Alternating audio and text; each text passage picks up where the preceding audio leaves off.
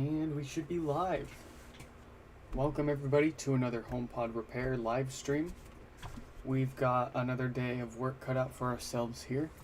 3 HomePods have showed up again.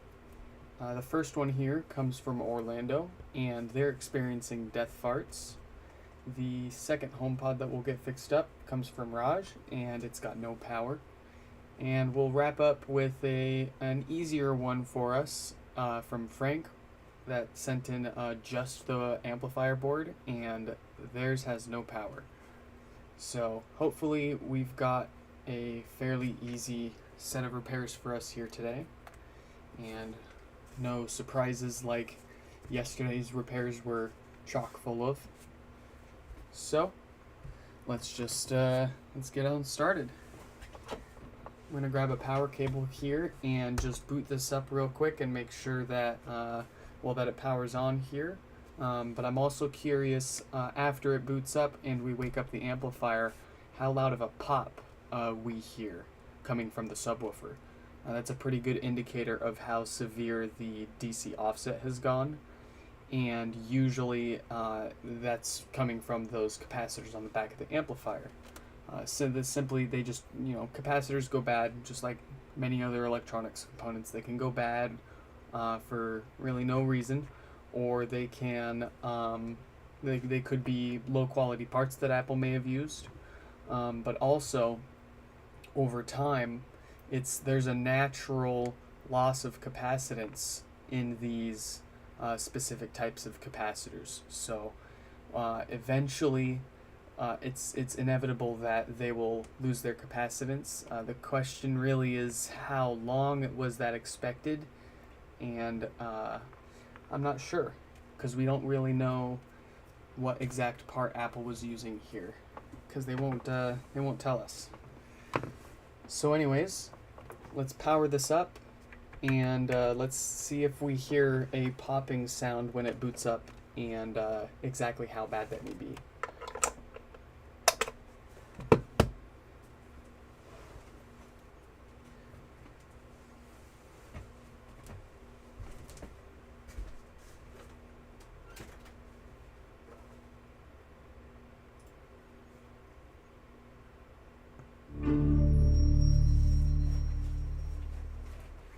Okay.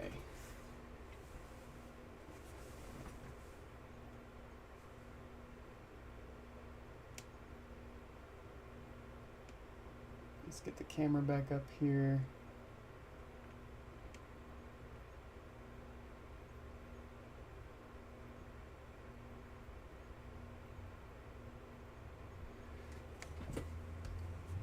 And since it's reset already, it's gonna turn the amp on when it plays that sound, of course. So didn't really get a good chance to hear how loud the pop was before it played the startup sound. Maybe you caught it better than I did, but let's unplug it from power here real quick. And that was a pretty healthy pop. I could feel it in the table.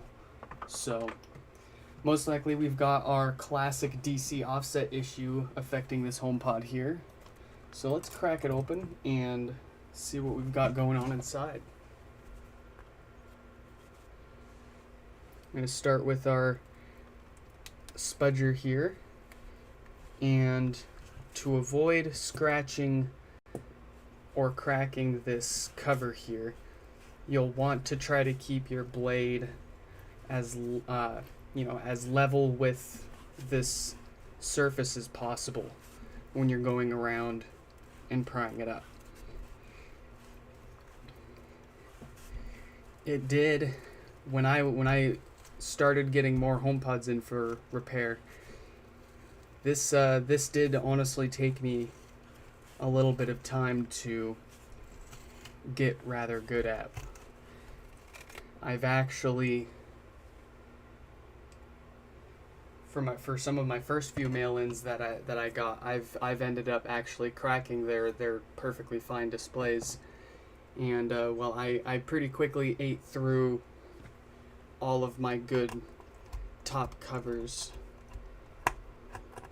but we kept practicing and we got pretty good at it, and we learned trying to keep the blade level with this as you're pulling it off seems to be the best way to go about it. You can also just use plastic tools when you're prying this off, or even better, some floss or fishing line. That could work. But personally, this is a purpose-built tool, and it's got the handle for it. And for me, at least, this just feels like the easiest way to go about it. But it did take some practice to stop damaging top surfaces.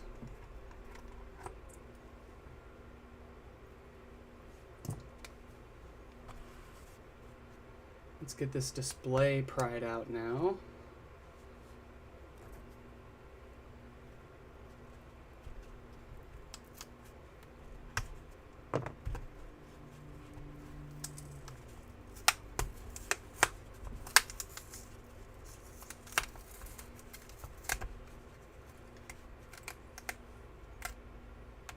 There we go. And then we'll disconnect that display, set it to the side.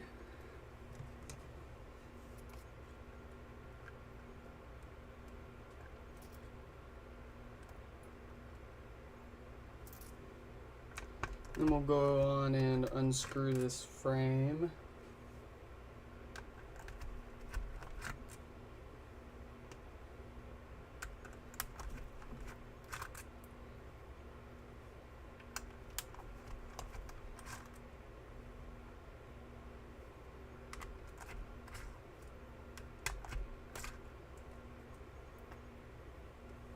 Pull out those drawstrings and get that frame out of the way. Then that logic board. And then let's grab something to put this on so we can pull that mesh down.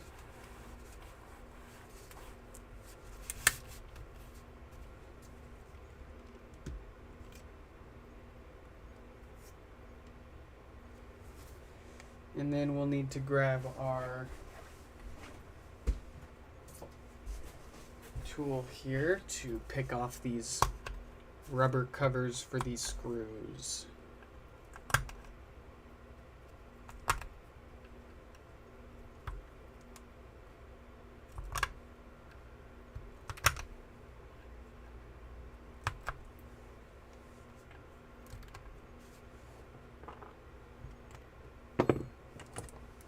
And we'll get those screws on out.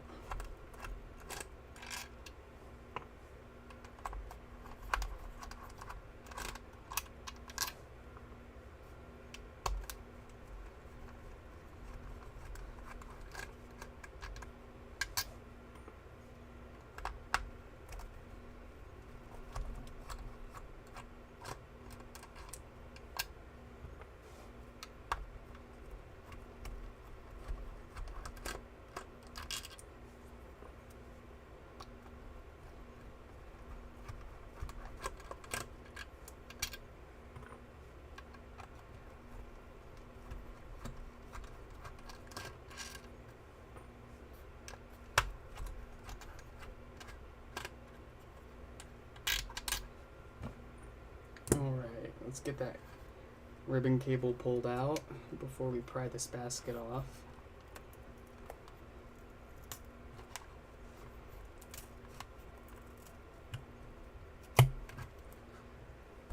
Very good.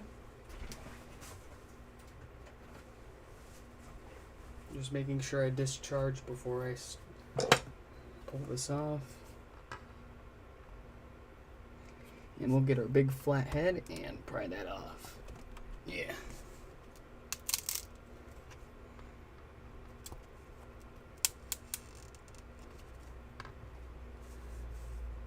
Oh, one more screw over here.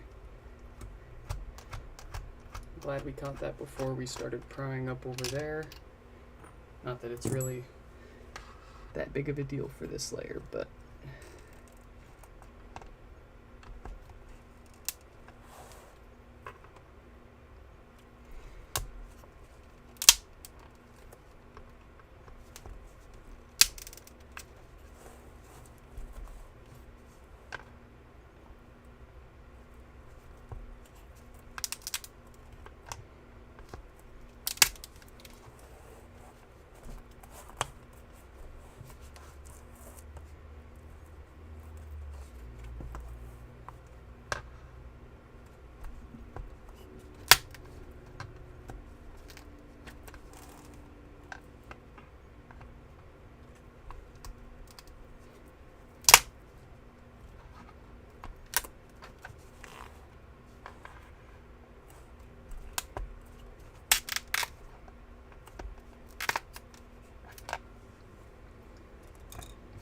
Okay.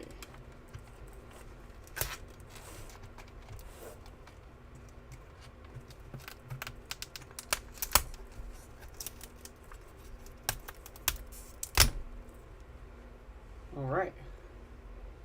Got that off without a problem. Let's go ahead and just pick off all this extra crap on the top here before we pull this woofer out.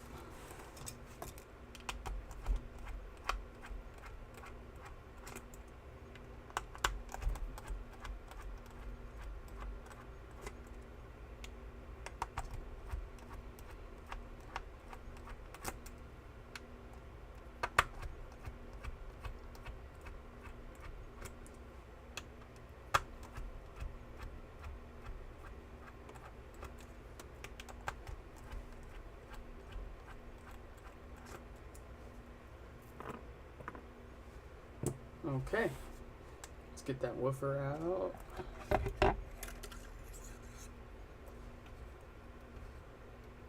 And let's just take a peek at the condition of the voice coil in there.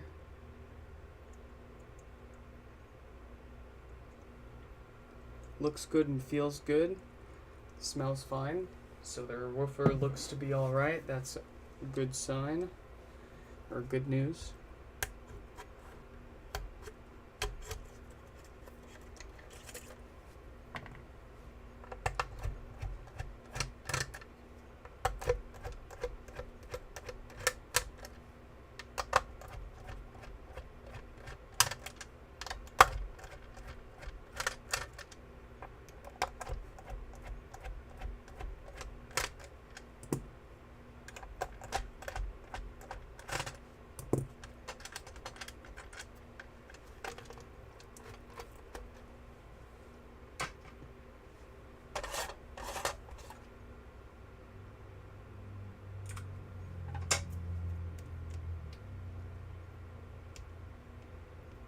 Alright.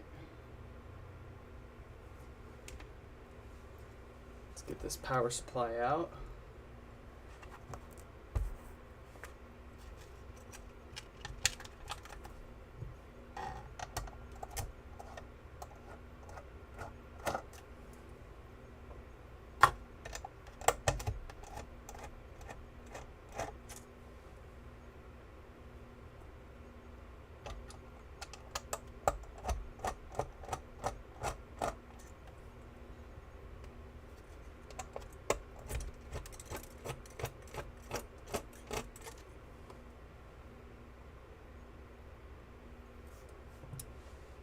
Alright, get our plastic hooker here.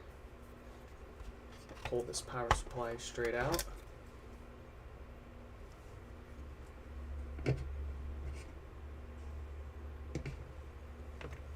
And then we'll disconnect that ribbon cable on the amplifier before we forget. And let's unscrew this and get it pulled out.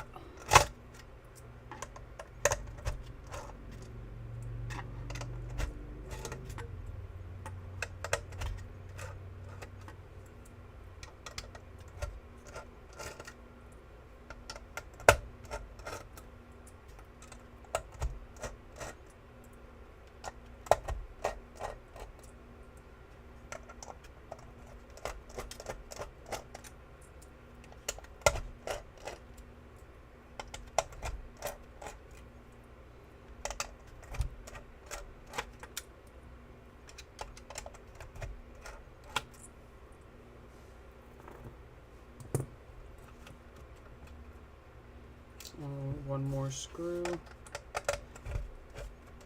There we go.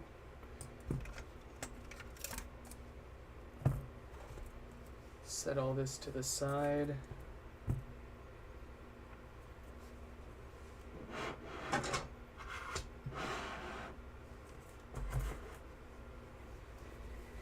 And here's our amplifier. So let's just do a quick visual inspection all around.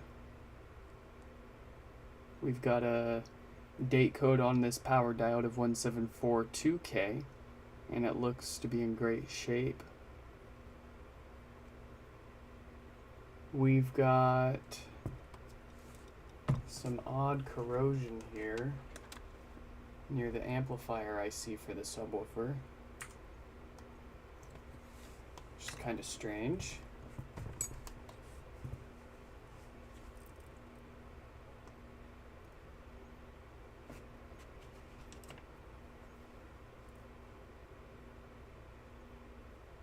Not quite sure what to make of that.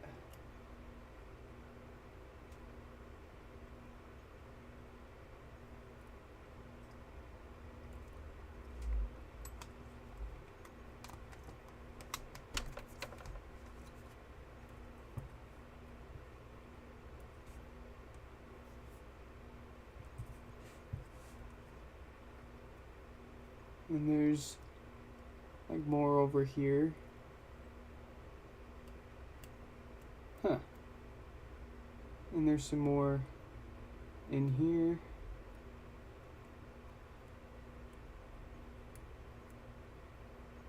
What is that stuff?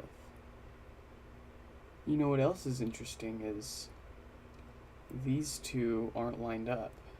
They're kind of crooked.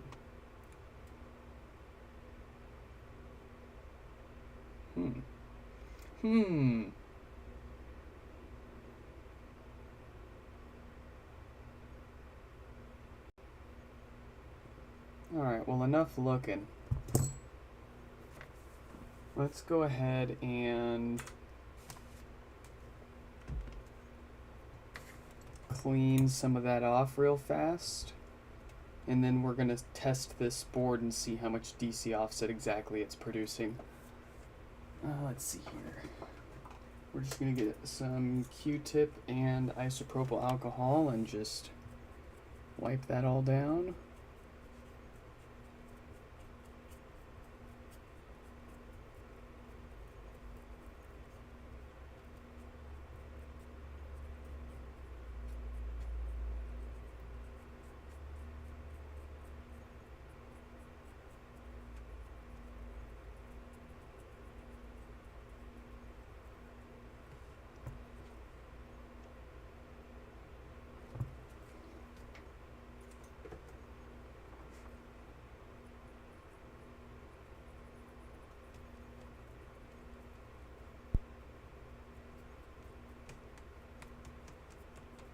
Alright. We got that cleaned up. It's pretty normal to have a little bit of like ickiness on the bottom of each of these taller capacitors, but I don't normally see ickiness around this area, so that was a little strange, but figured I'd clean that before we do our testing here in case that causes any potential damage.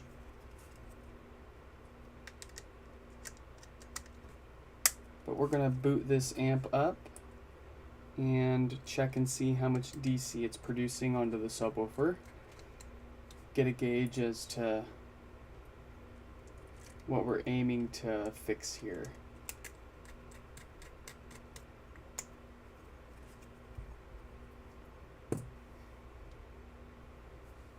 We'll snag a logic cable here.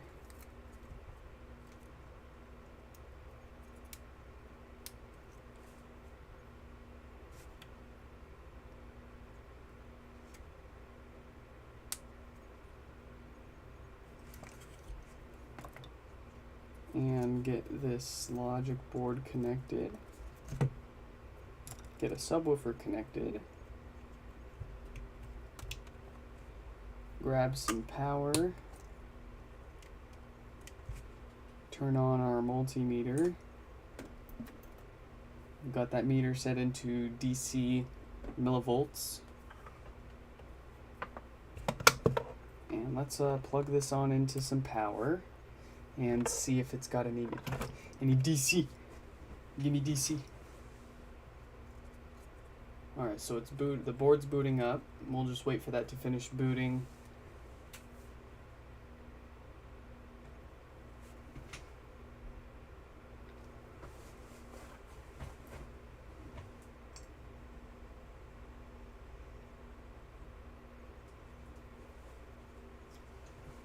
And Let's wake up the amplifier and check out how much DC it's got. Alright, so we're well above 200 millivolts. I'm going to have to jump up to the 2 volt DC scale. We're... Wow. That is some... past the 2 volt scale, so we'll jump up to 20 volts.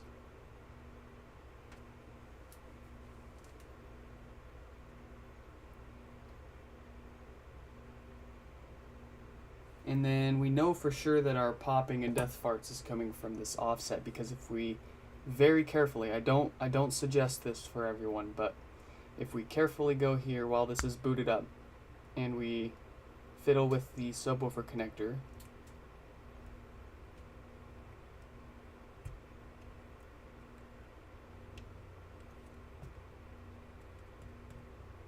oh well, that made it unhappy. Let's give that a reboot.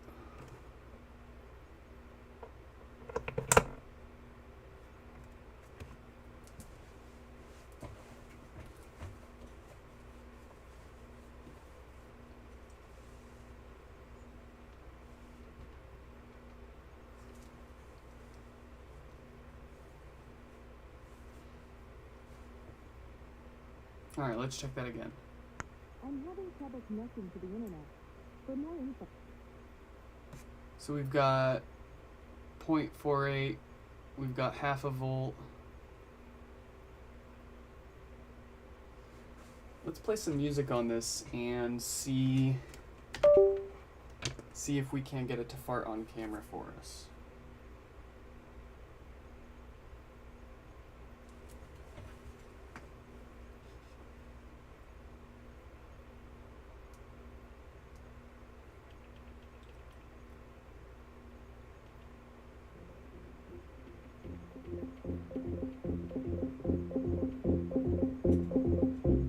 We're at 0.75 volts now. Keep in mind this is on the 20 volt scale, it's no longer on millivolts, so that's a full voltage reading there.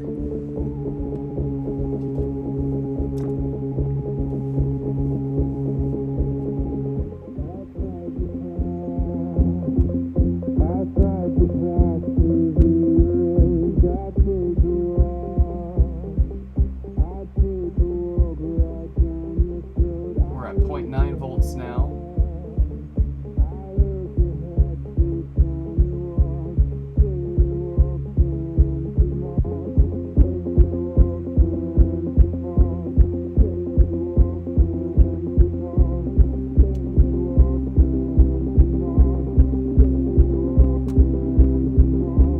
We're at 1 volt, 1 full volt. And to show you, I'll pause the music. And it's very much still at 1 volt, and it's still climbing.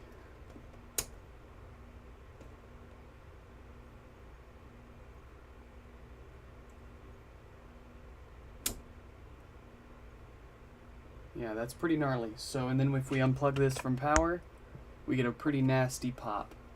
So, let's tear this apart and do some fixing. Just going to take all these parts off and put them to the side.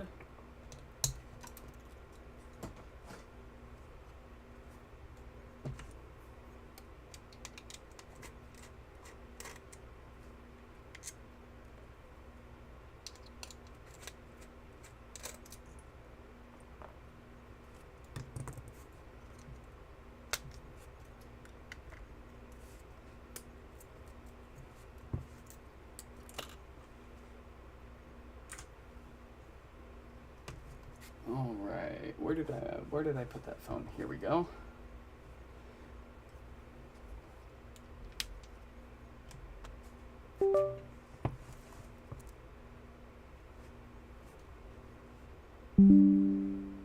Come on, camera. You got this. There we go. So, if we take another look at our amplifier here, and we zoom on in, we can look at our culprit here. We've got these 4 caps that are likely to be the cause of that growing DC offset causing our death farts and such. The reason why the HomePod death farts is because the either the DAC here or the amp IC, one of these two chips has the ability to sense when the DC bias grows beyond a certain point, and it will force a restart of the HomePod, which results in that death fart sound. So we'll go ahead and pull those old capacitors off, put some new ones on, and before we test it, we're gonna also just go ahead and replace the 60 volt 5 amp Schottky barrier diode on the other side. It has nothing to do with audio, it's more just for power delivery, but that diode loves to fail. It's a pretty common issue, so we're going to replace that diode just so we can hopefully prevent that diode from failing prematurely, and them having a HomePod that just got fixed for death farts that no longer powers on a month or two from now. So let's go on and fit some flux on here, and then we will grab our tweezers and hot air and start pulling this off.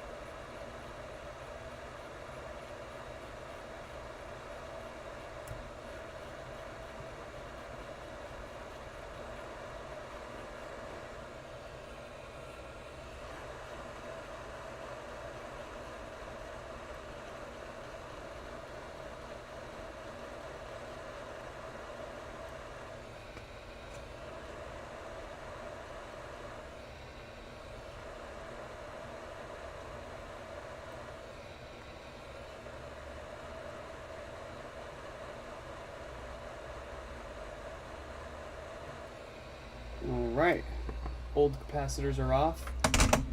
We're going to grab our soldering iron and put some fresh solder onto those pads so it's a little easier for us to put those new caps on.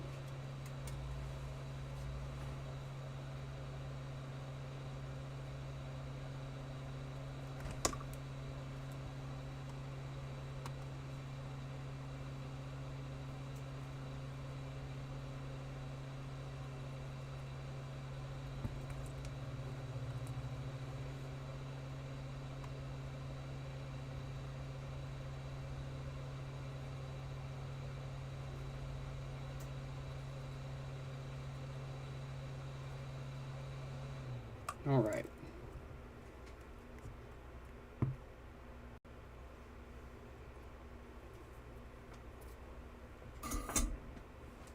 Let's grab a fresh set of capacitors here.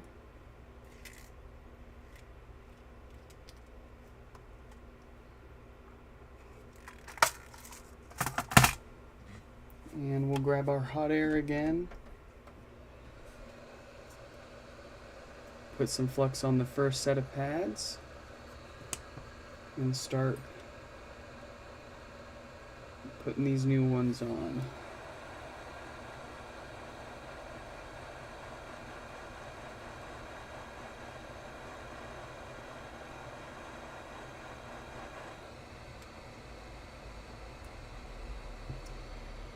Oh boy.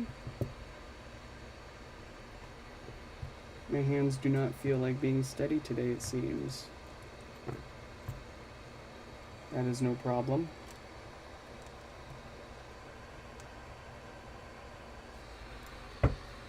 Oh, it doesn't help that my joints are popping.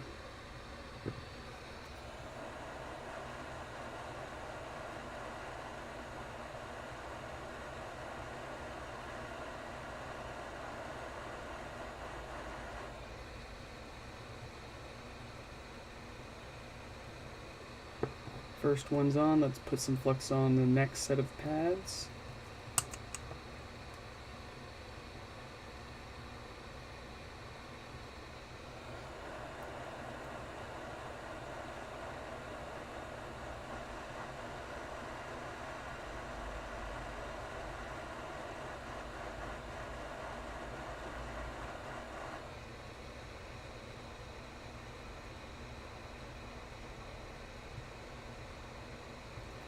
Alright, 2 for 2.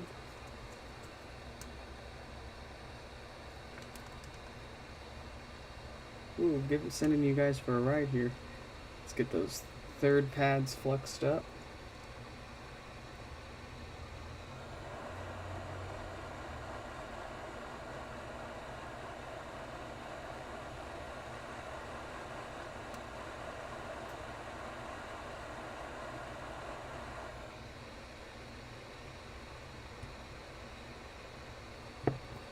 And let's get the fourth pads and capacitor.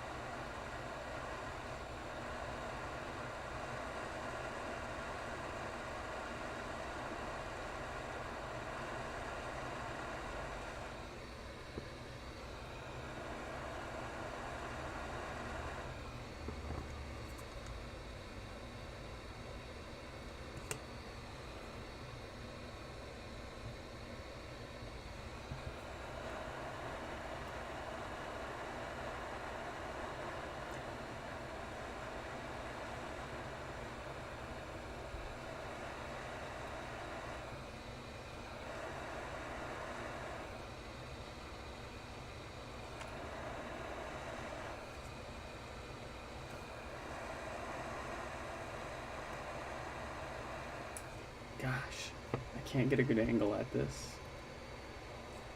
It's very difficult with a camera in the way. Oi.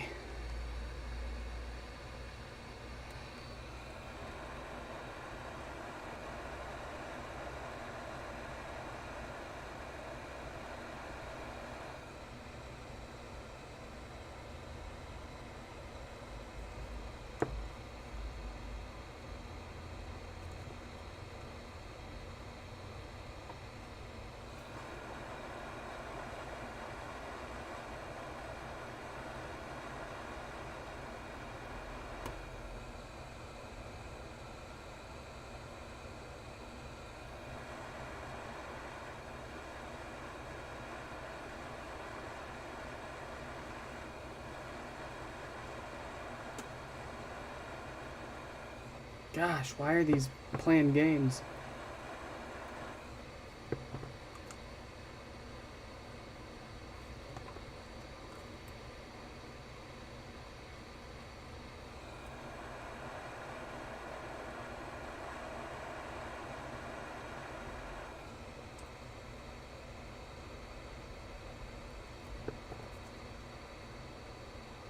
I will defeat you.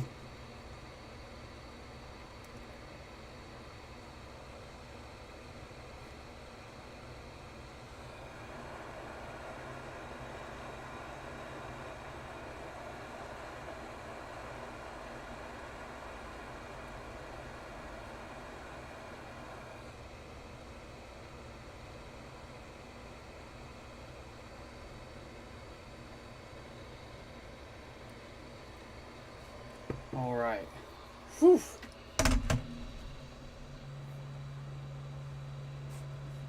Let's flip this around.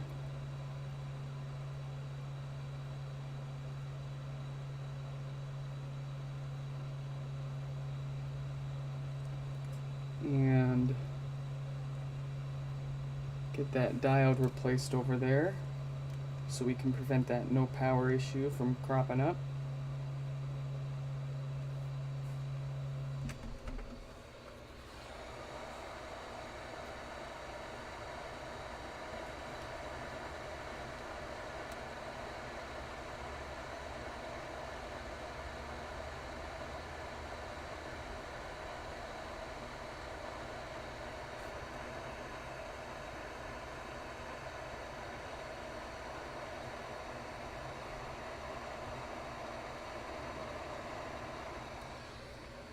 Alright, old one off.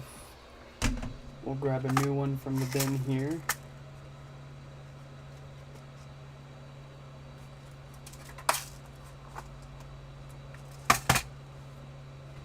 get that prepped and ready for the board.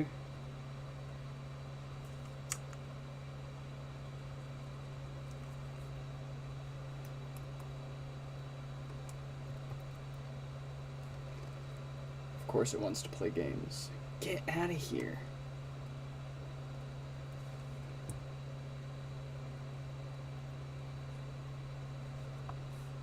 Let's get this old one out of here.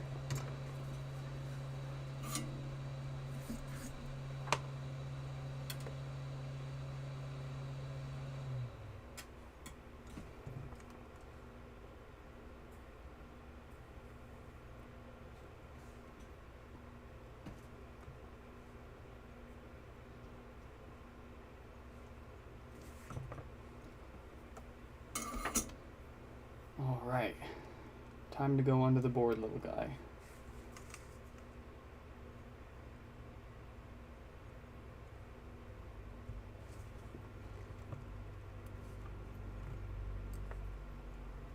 Do a flip.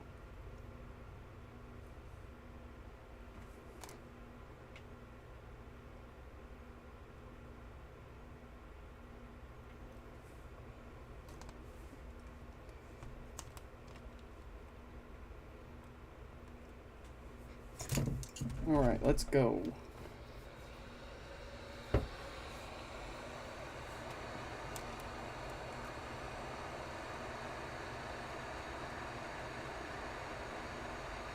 Went a little crooked there. We'll wait for it to melt and then put it into the right spot.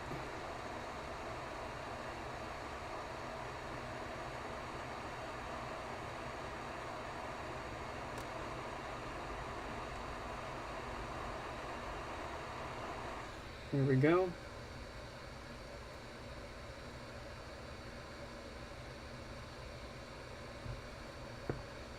And easy peasy.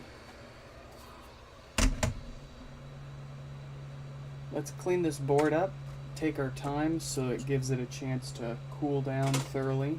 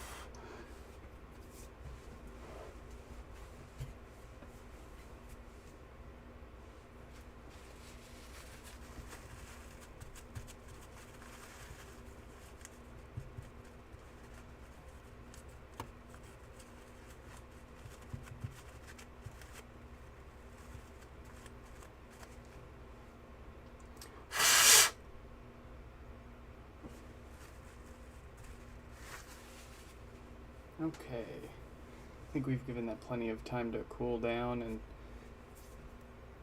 got it all cleaned up. So let's get this together and do some more testing here.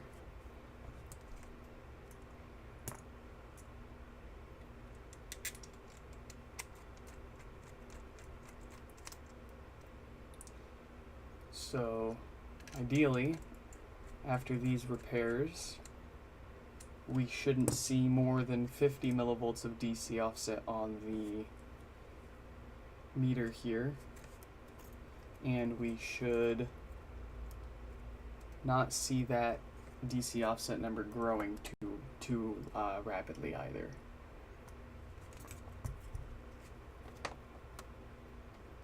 I mean, given it was at 1 volt when we started here, it's not going to be that hard to improve on that. It's pretty gnarly.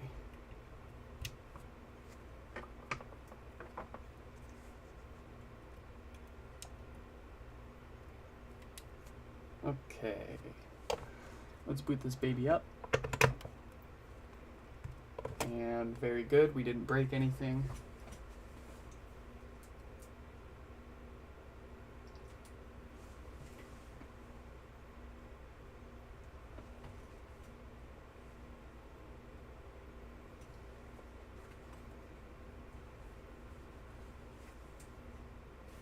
Alright, let's get our meter powered on here. We'll go ahead and back that off down to the millivolts DC scale, since we're pretty confident we got this all fixed up here.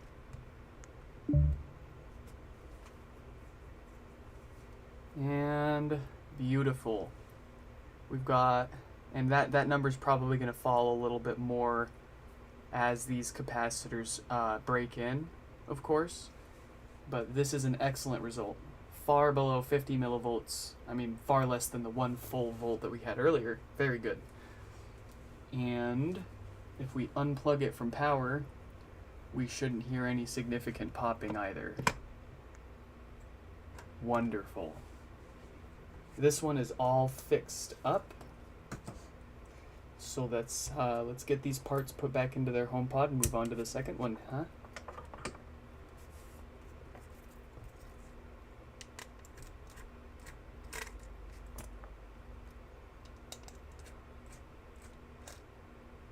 Oh, you know what? I do really quick, I just want to make sure that the base actually works before we put this all back together. It probably worked, and I just forgot. I forget that I lock my front door by the time I get to my car sometimes, so it's horrible, but I'm not sure if I distinctly remembered hearing the bass tone from that when Siri woke up or not, so let's just double check. What's an extra minute gonna do us if it saves us 10 having to tear it back apart?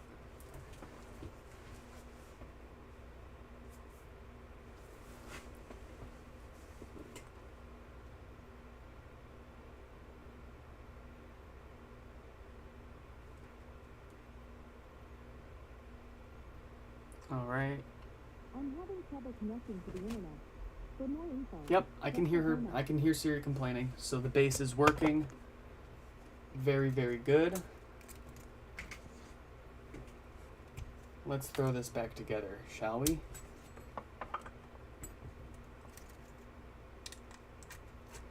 I don't know, maybe I'm just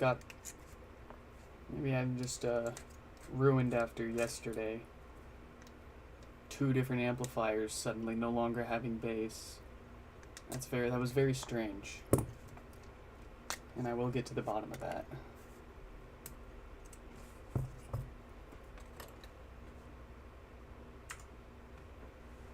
Alright, here we go.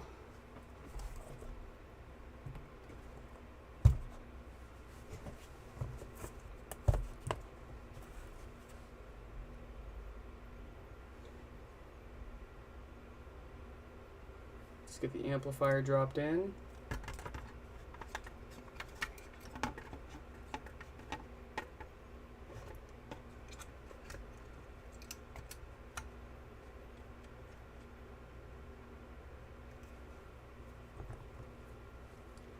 And then we've got 14 screws for that amplifier.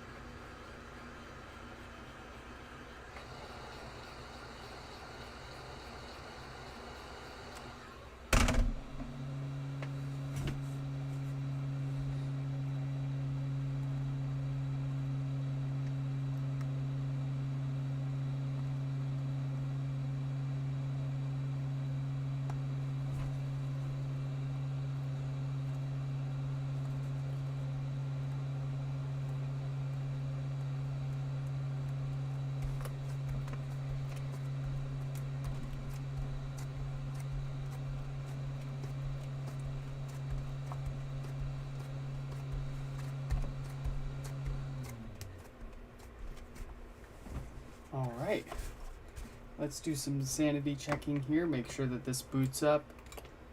Make sure that it produces sound and that the volume buttons line up and evenly illuminate.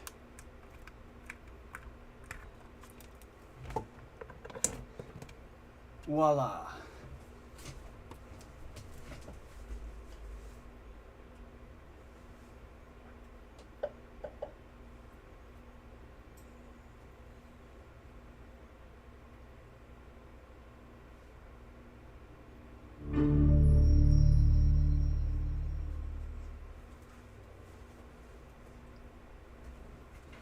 Okay. I heard some pretty healthy bass in there. Let's see here.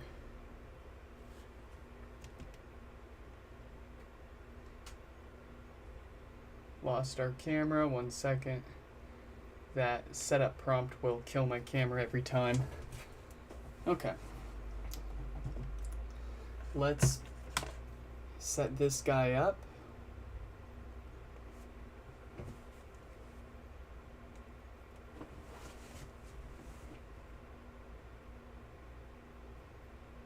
Yellow. Yellow.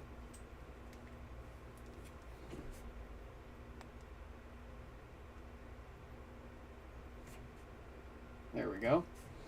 Set up. We'll put it in the garage. Oh, you want to see a fun trick? Watch this. So it's asking for me to point the camera towards the HomePod, right? Check this out. If I go and grab one of my HomePods, or better yet, here we go. This one is completely off, unplugged from power, but watch this.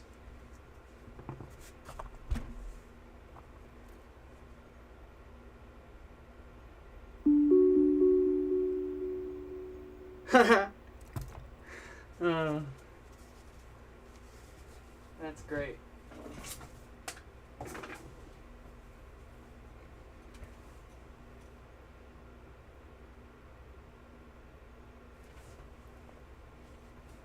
When you get the setup prompt from your HomePod onto your displayed on your phone, at that point the phone and the HomePod already know how to talk to each other.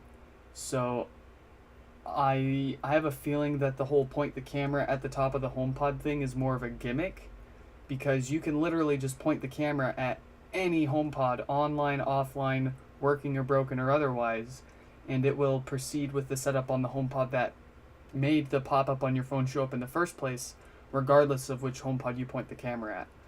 I thought that was interesting, but also kind of shows some of Apple's true colors there. It's more fluff than function.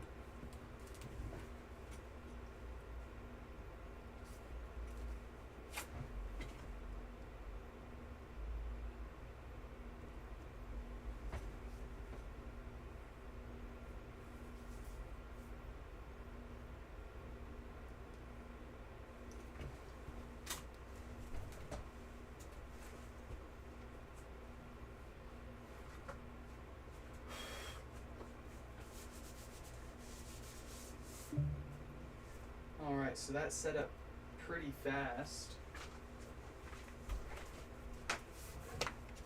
Let's go ahead and try some music on that. Here we go, garage.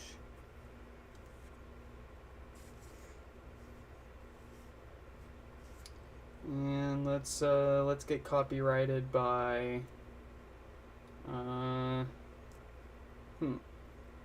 yeah, screw it.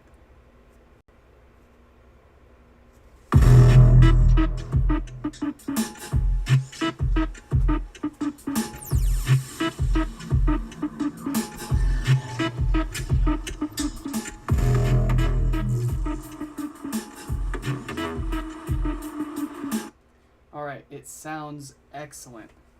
So,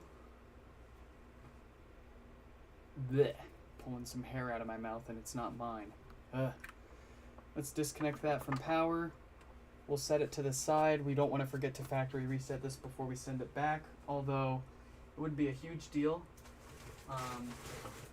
It's not like there's any sort of account locks or any way that you can prevent somebody from just doing the normal hold down the top and reset.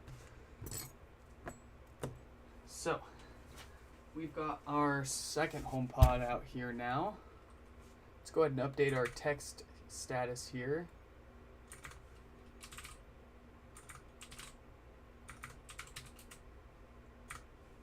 All right.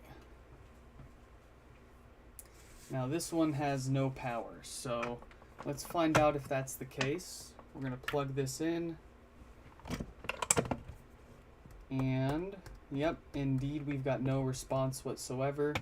And our watt meter here is showing about 4 watts, about 4 or 5 watts from the wall, so pretty typical signs of a shorted diode failure on the amplifier board, which, if you remember on the last board that we just repaired for Death Farts, we replaced the diode, the 60 volt 5 amp Schottky barrier diode, to prevent this specific issue from happening to their pod anytime in the near future. So we're going to do the same thing to this one.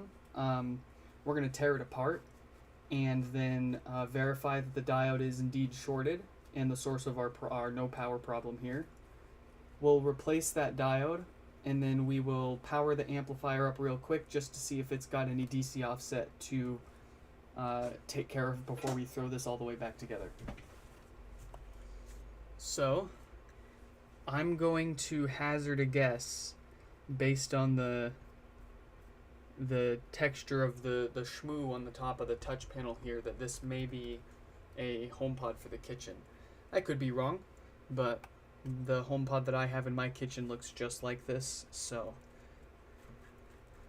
maybe I'm right.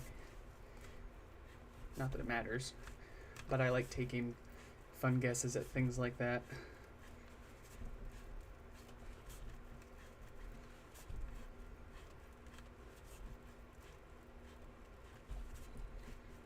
Remember, we want to keep this tool level with the surface here so we don't scratch and crack it up.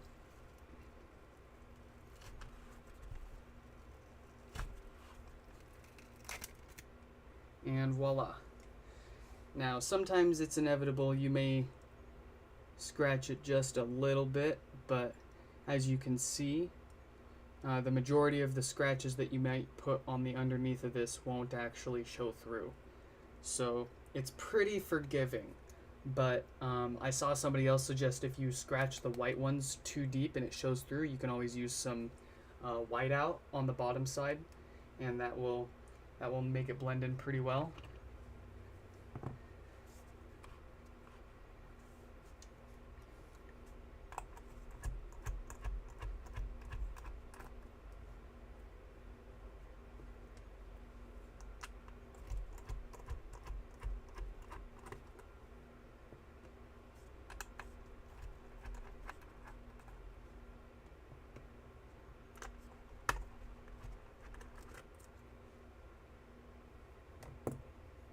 Get the display pried out.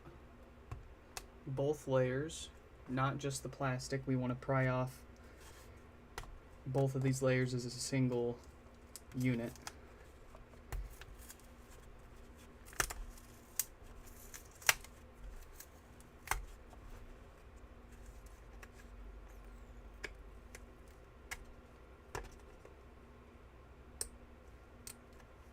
All right.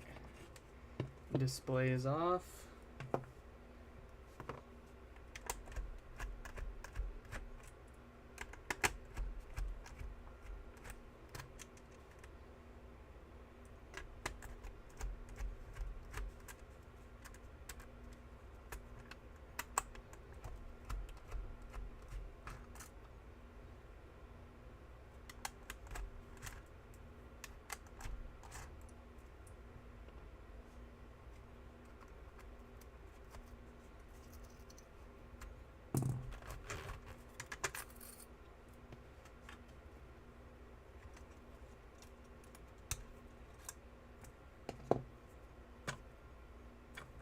We need that.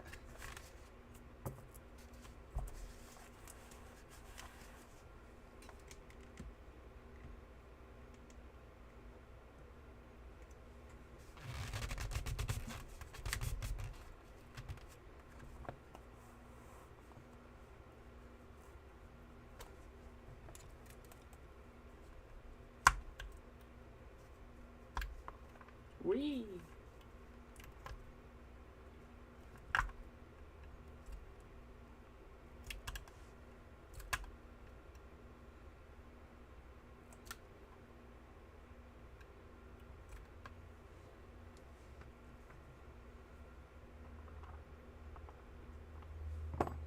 Let's get that logic cable here detached while we're thinking about it.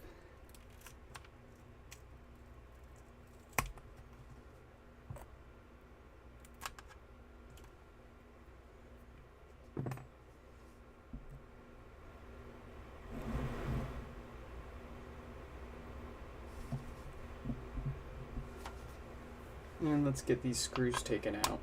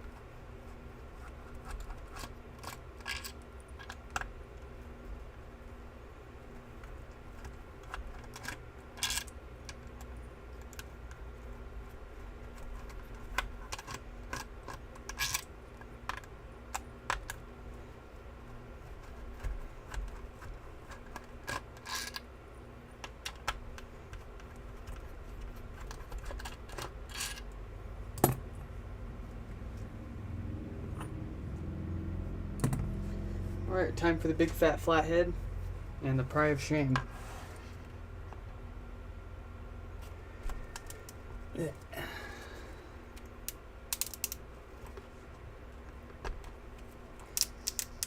It's the pry of shame because it's shame on Apple for gluing it together and not giving us better ways.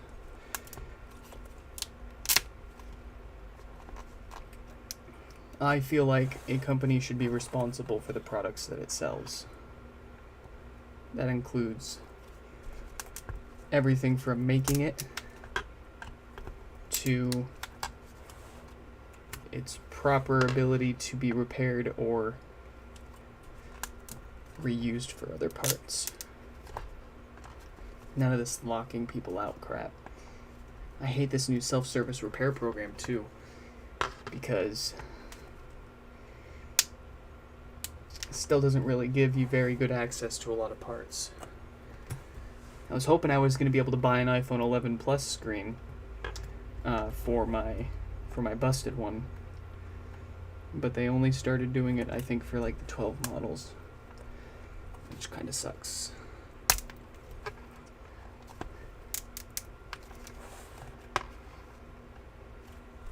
Yeah, but that's not the end of the world. It's not like I use the screen on that phone.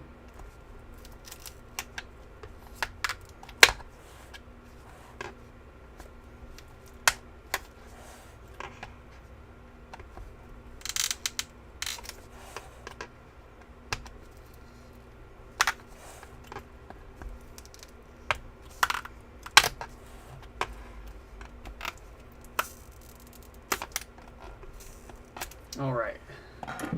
Let's see if we can't pry this off by hand.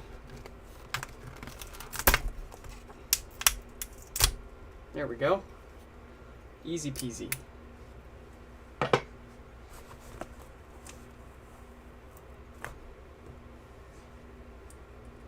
Now, let's get the screws for the woofer out.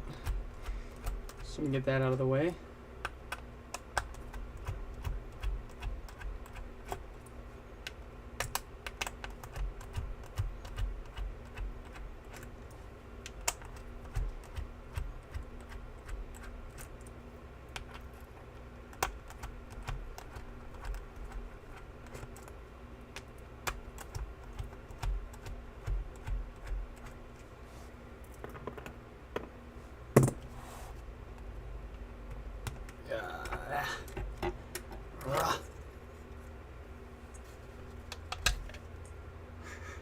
Woofer looks good and smells good.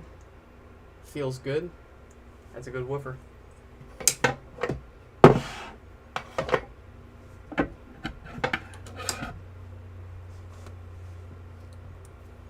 Let's get the logic cable pushed through this ring so we can unscrew that and remove it.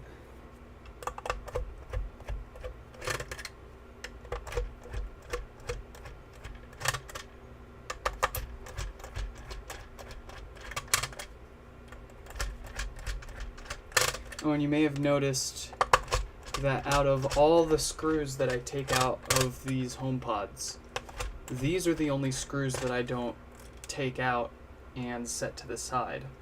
And the reason why I do that is if you look very closely on these screws, they've got a little gasket on them.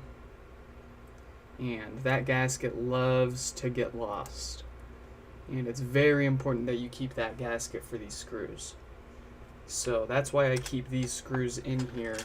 I got them all the way loose, but I just keep them in this ring so I don't lose those gaskets.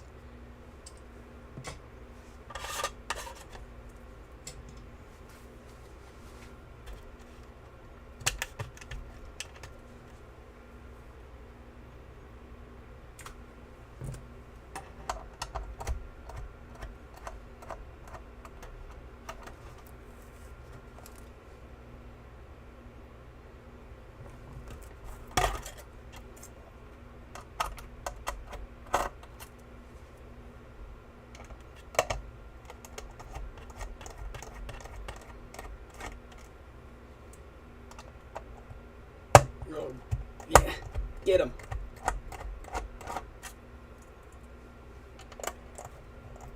Wow. A little worried there for a second the screw was going to break. I'm having flashbacks.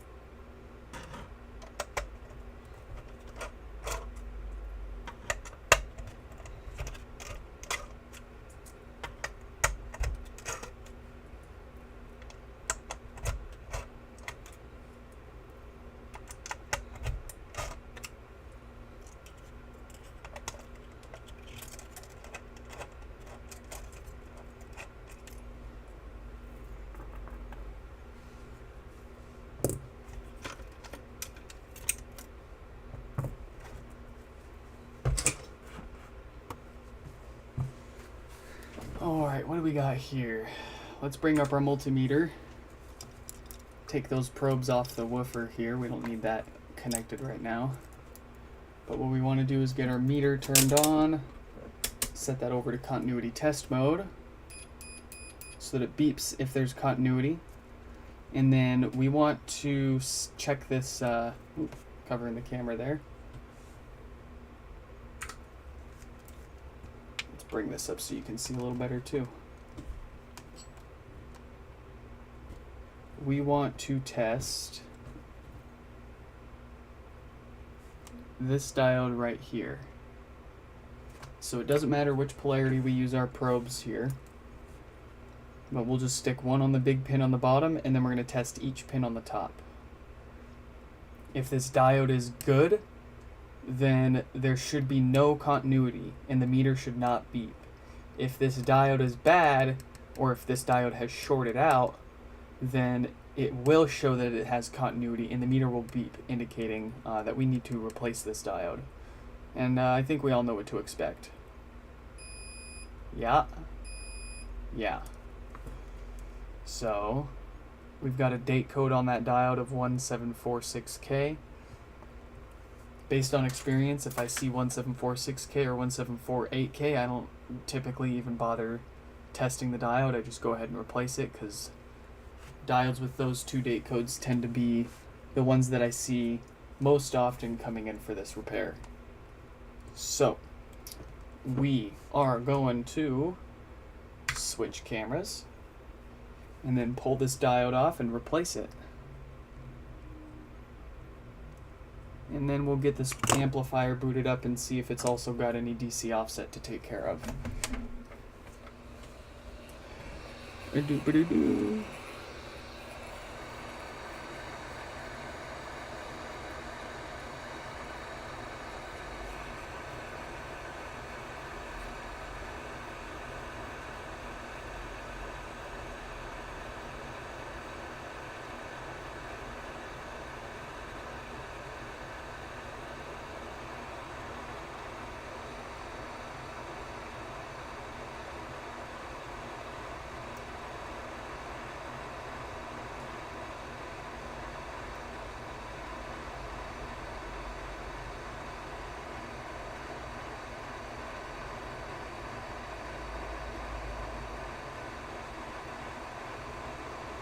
Give it up.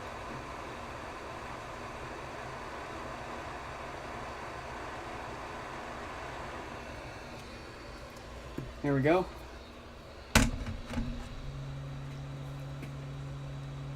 Let's grab a brand new diode here from our parts.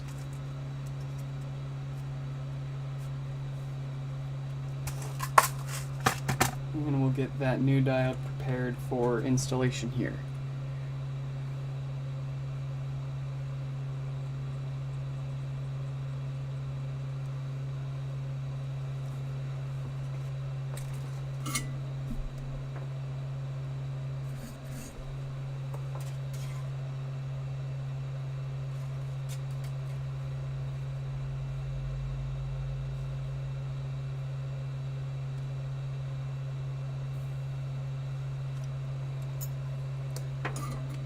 Very nice.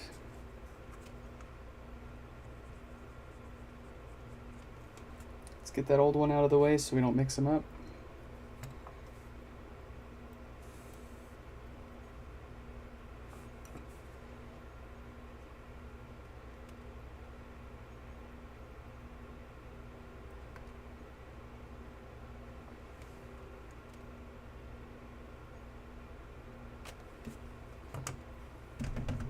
And here we go.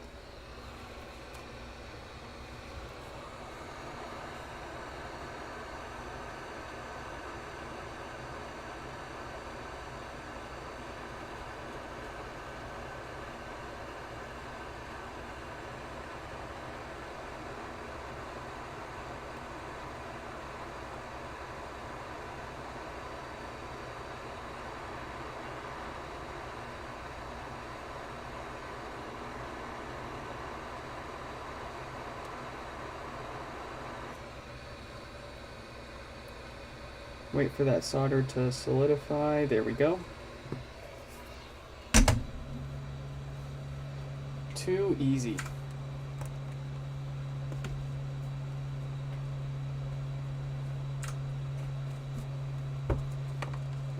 We're going to clean some of that flux off the board here with some Q-tips and alcohol.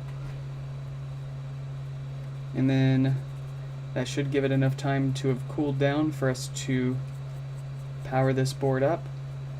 I'm checking, of course, that it powers up now, but that we've got no DC offset either. I've said it in a few live streams before, but the DC offset deaf farts and popping issue is independent of the no power issue caused by the shorted diode. Two different parts failures, two different sources of those problems. But they are both common enough problems that I check for and repair both. If you send yours in for one, it's going to get checked for both.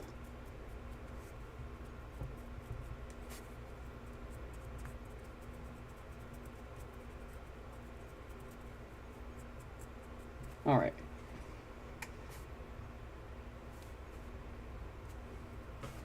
That's cooled off enough now, so let's get this put together real fast. We'll put on a power supply.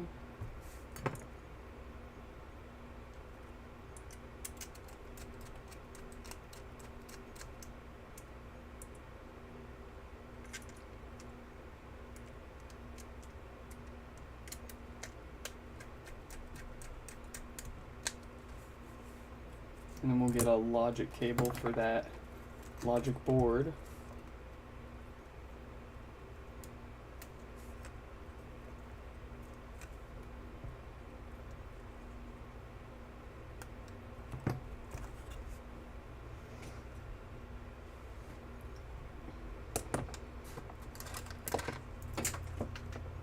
Let's go ahead and get that logic board into the chat here.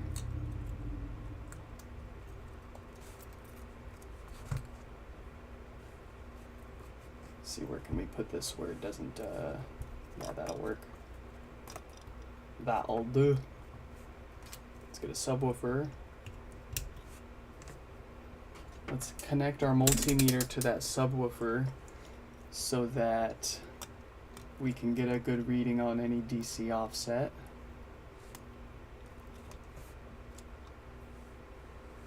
And then some power leads.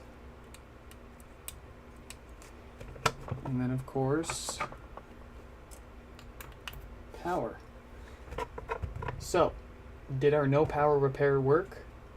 Does this board have any DC offset? Let's find out. Whoa!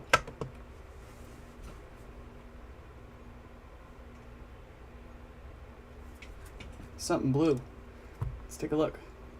Saw some magic smoke come out.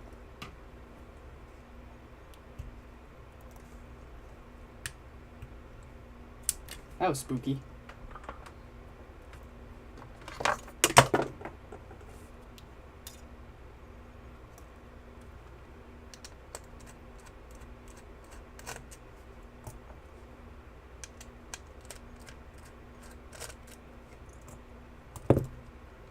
What went wrong?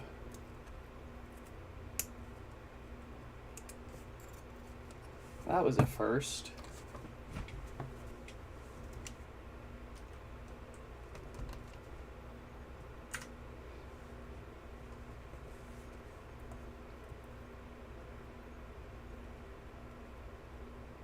Wow. The step down converter right here seems to have blown a hole straight through itself. And I honestly have no clue why it would have done that.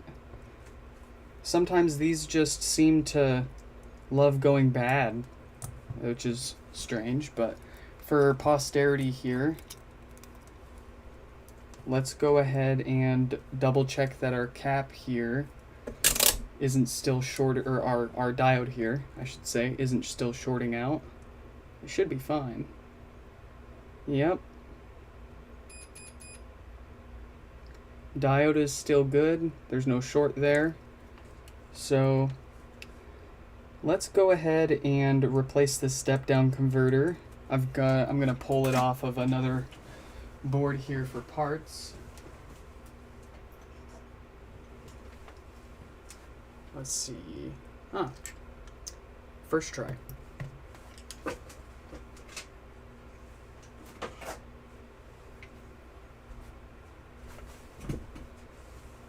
So let's set this one to the side.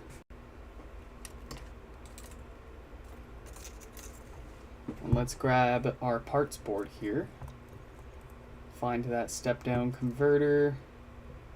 There we go. Let's pull that off and replace it with, or replace the one on our other board here. It's happened, it hasn't happened to me, but I've heard people before saying that this has happened to them. So, I wonder if this step-down converter sometimes wigs out and takes the diode with it. But see, that would be strange because I've never seen, well, I have seen these step-down converters fail, but it's very rare. Whenever the diode fails, I don't usually see the step-down converter also failed.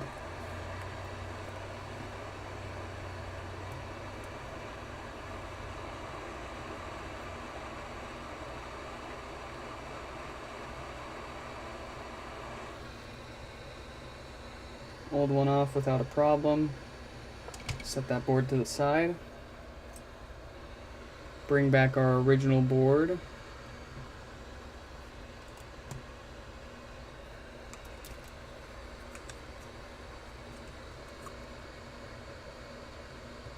Get this pulled off.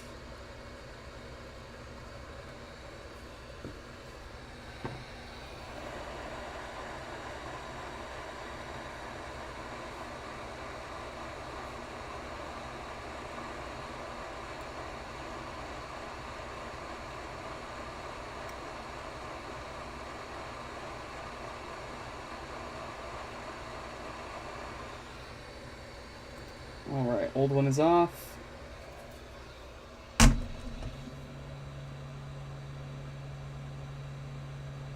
Let's go ahead and touch up the pads on there with some fresh solder.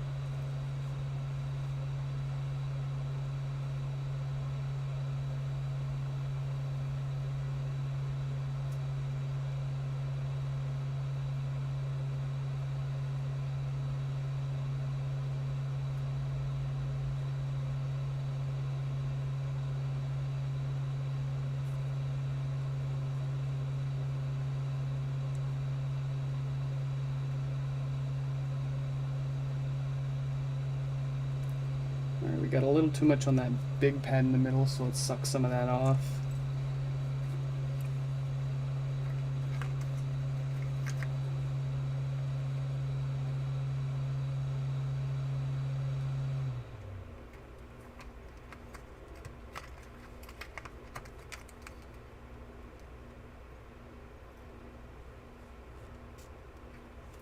There we go.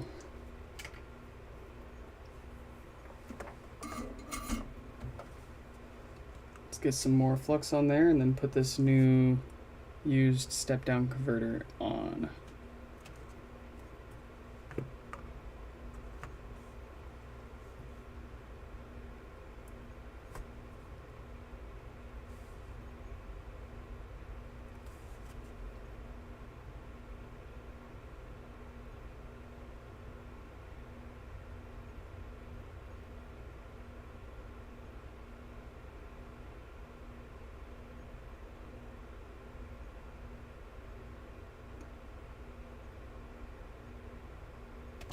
All right.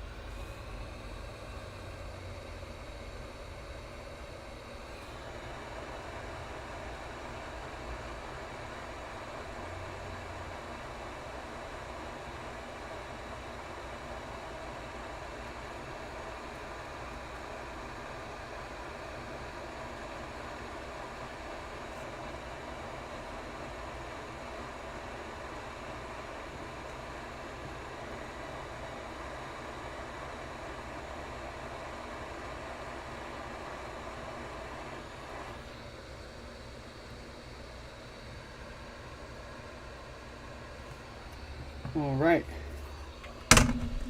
Let's just touch all those legs up with our soldering iron since they're relatively easy to get to.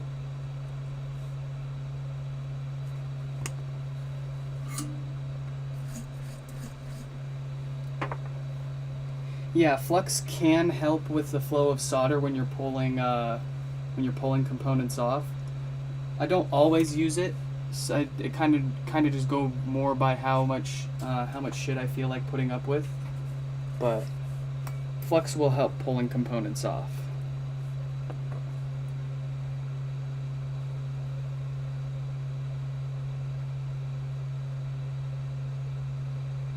Cause of dat flow, bro.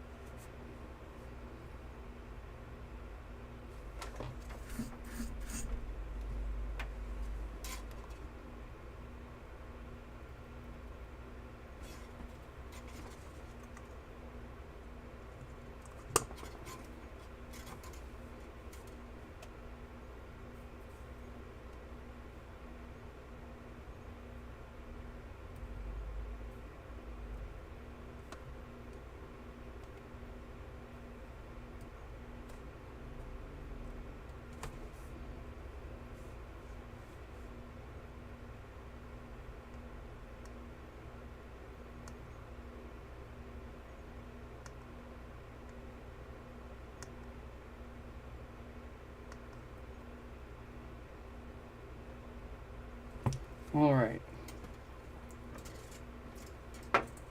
Let's try this again. Well, actually, I want to clean some of this up real fast, if y'all don't mind.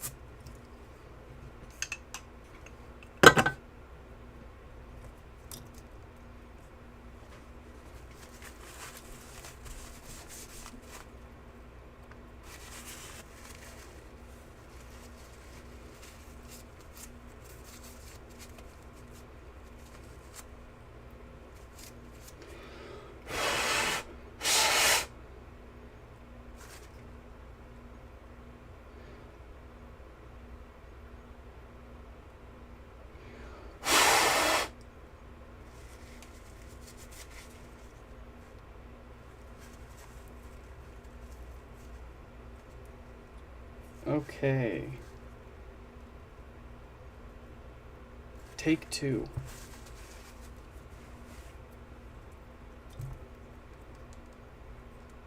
Freaking electric boogaloo.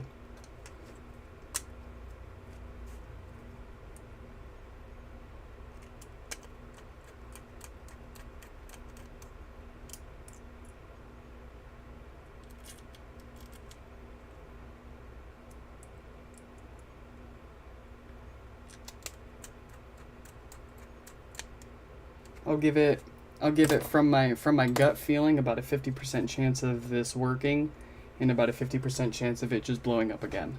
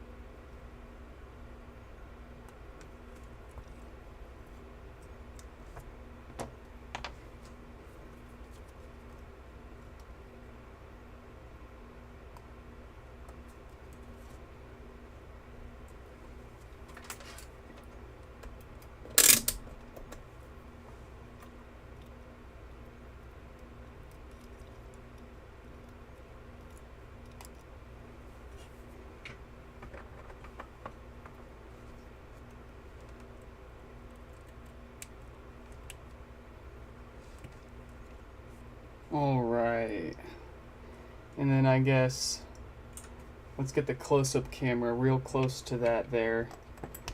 Because if it's going to fail, and we know where it's going to fail, we may as well get a show out of it, right?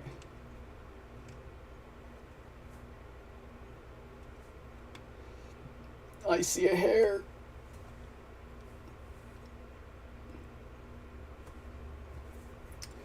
Okay, drum roll please.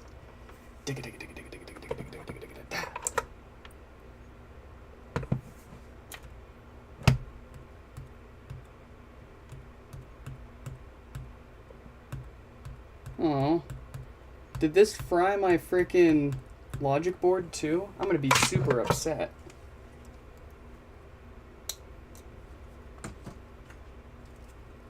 Let's try a bricked one here with the blinking volume buttons. I'm gonna be so sad if I lost a logic board to this. No. No power, and it's not drawing any power either. Strange.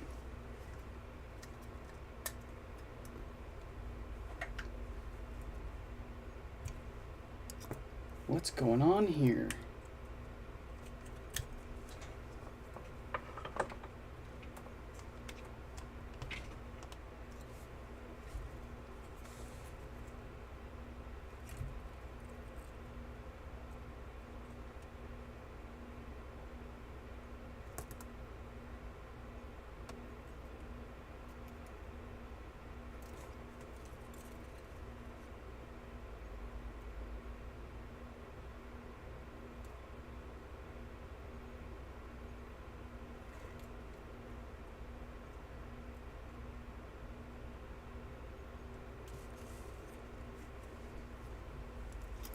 Let's check the power supply for the fuse real fast.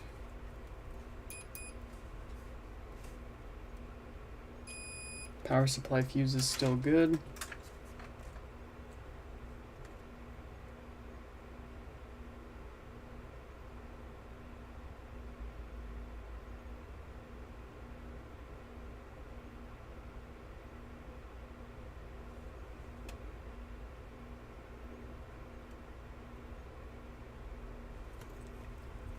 I guess we could try a different logic board cable here. I just checked the power supply fuse.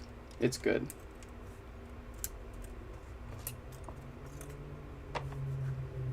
Yeah, I wonder if maybe there's some damage on the cable here that I'm not seeing.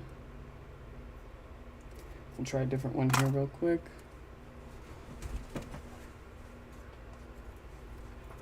Oh, and if this doesn't work, we'll grab a different power supply. Even though the fuse is good on this one, might be something else. Although this power supply was just working. It may have gotten fried. I doubt it.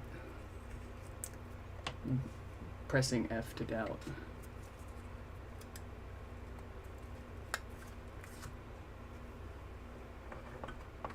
Let's not even worry about a subwoofer or anything else right now. Let's just see if this power's on.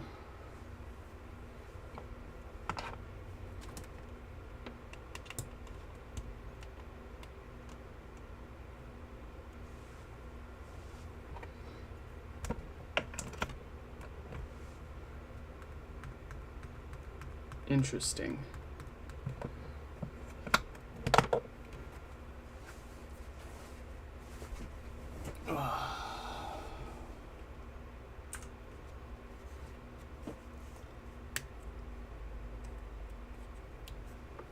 What is going on with this pod? You know what? I wonder if we didn't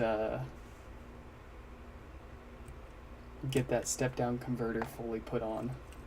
I wonder if maybe one or two of the legs are maybe a little loose, or maybe the ground pad in the middle isn't making great contact.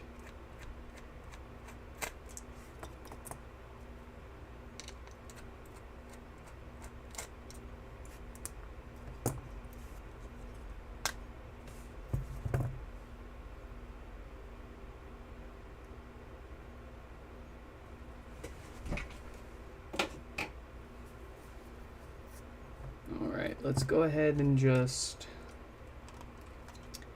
reflow that step down converter here real fast.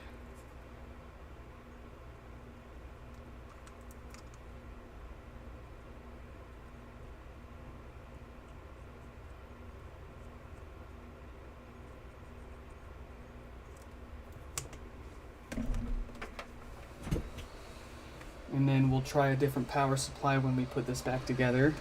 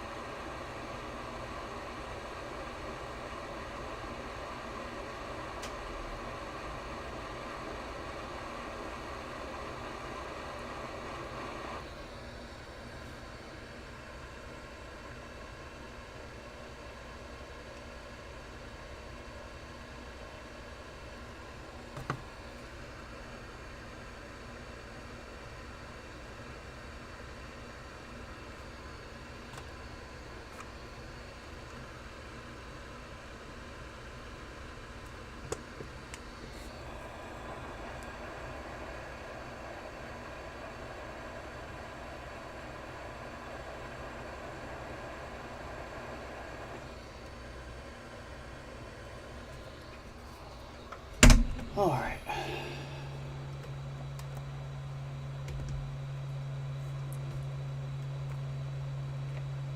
Let's give this a second to cool down.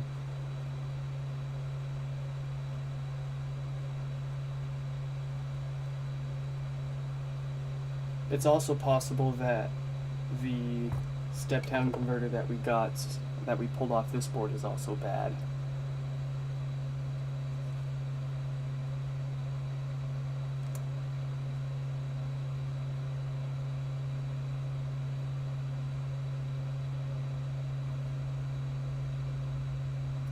Yeah, if this doesn't work, then we'll try another step down converter.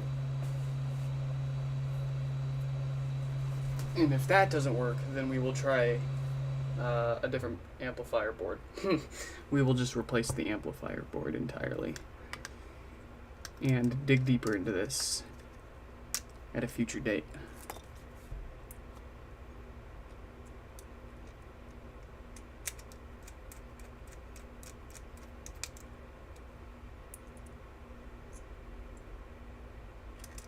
It's also possible that the step-down converter probably took some other components nearby out, because there's a few small capacitors around here, a few resistors, and I think a Zener diode or two in there too. So there's a number of things nearby that could have gone out from this. But let's see here.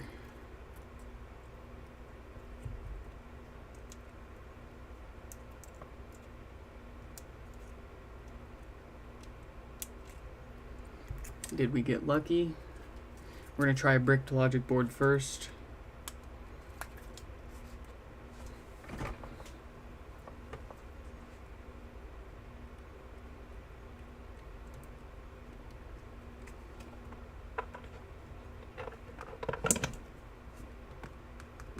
Still nothing.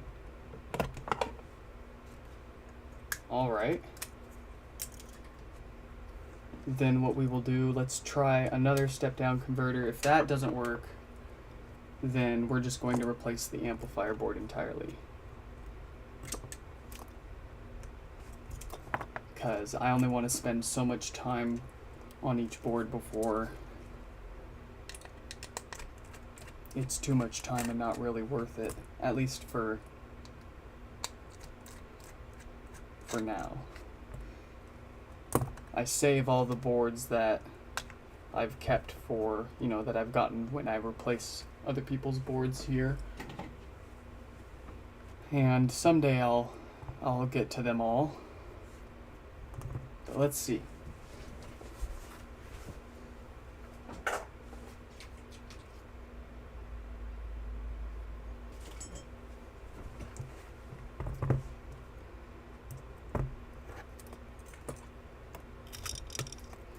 let's pull the step down converter off this guy.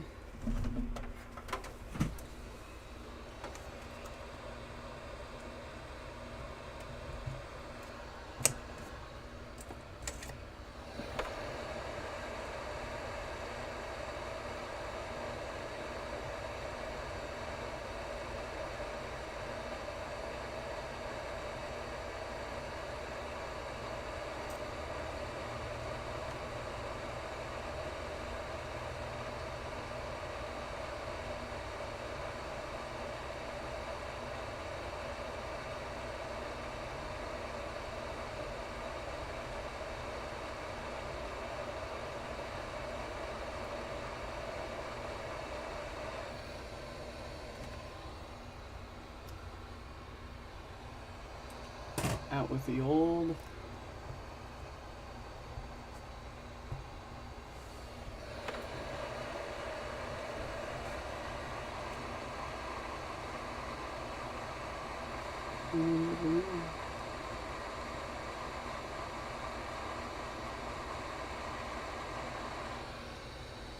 See, did we bump anything there?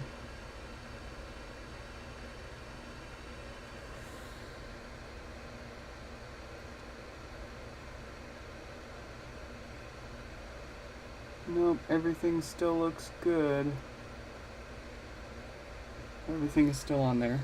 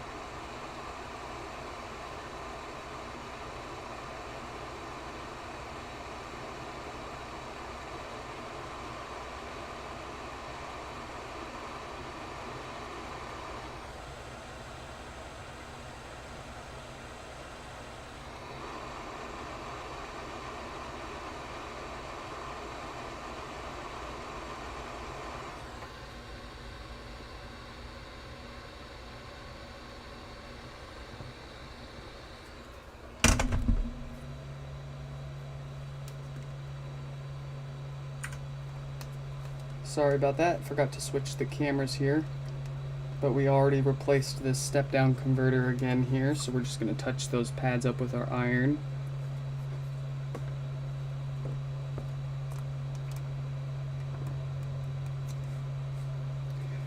Going for a wild ride.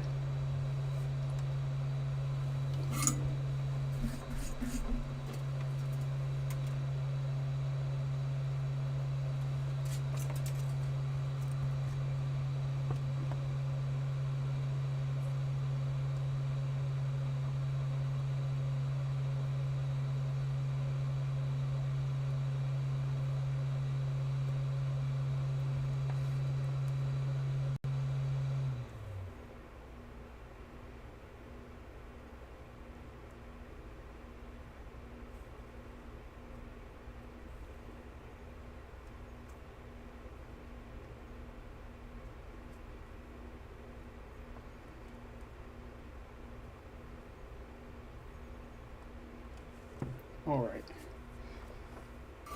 Last attempt here. Let's let that cool off really quick. I'm gonna grab some water.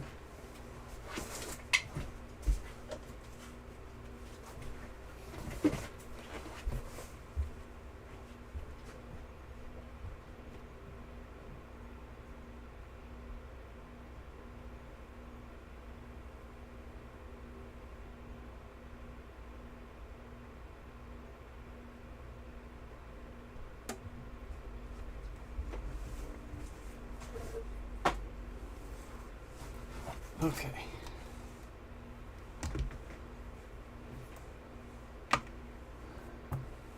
Let's see, were we both lucky and unlucky here, or do we need to replace the board?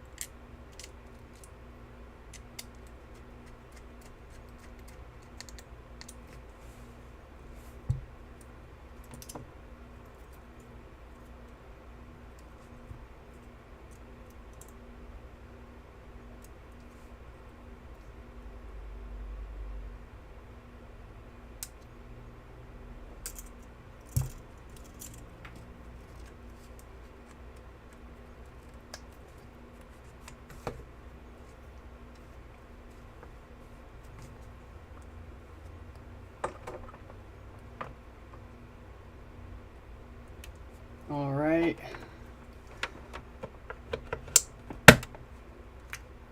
And still nothing. What the heck?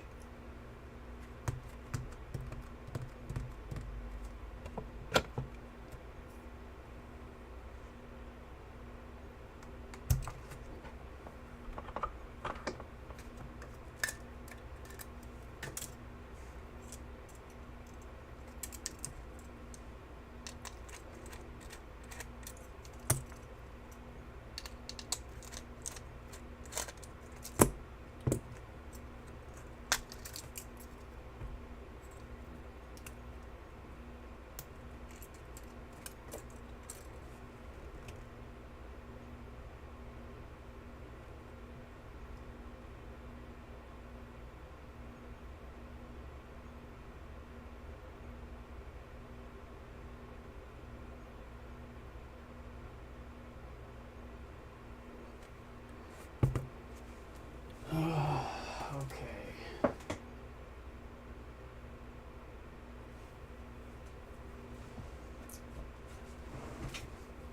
What is your problem?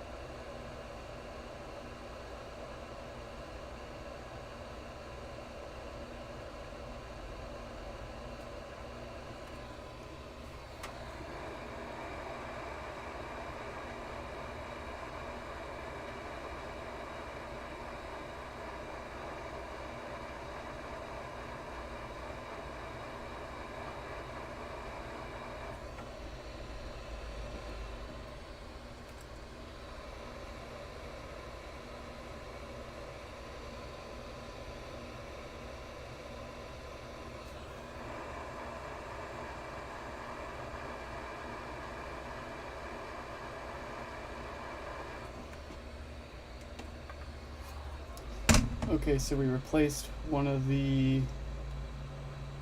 There should be a fuse near the diode for 10 amp. Check it too. Oh, I think I see what you're talking about, yeah.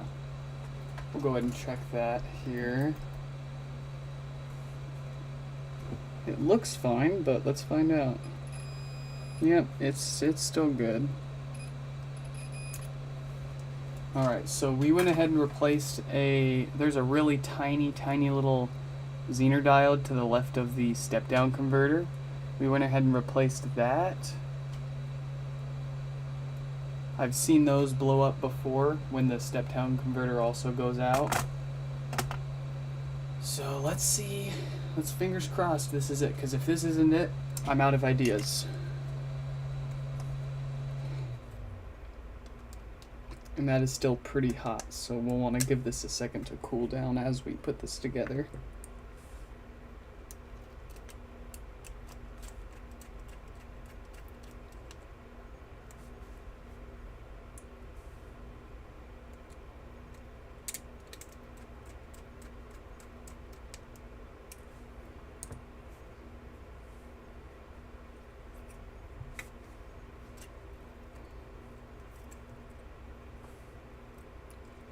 Good idea on the 10 amp fuse though. I didn't notice there was a fuse there. Unfortunately, it seems to be in working order, so not our culprit here.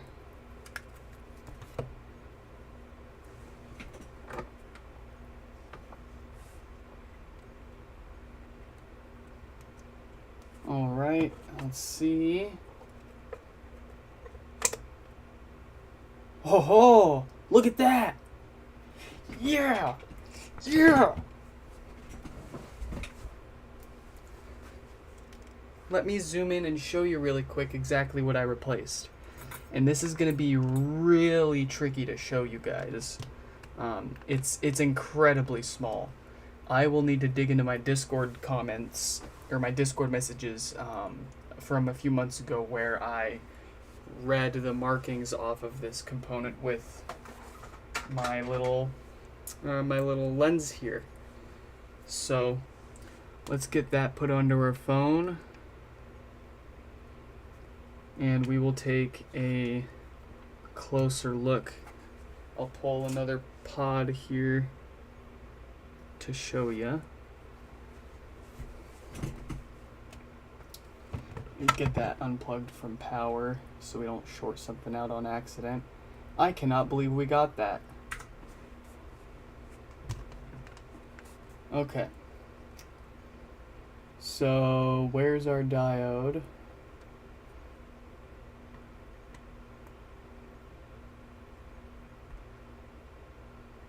So there. Oh goodness.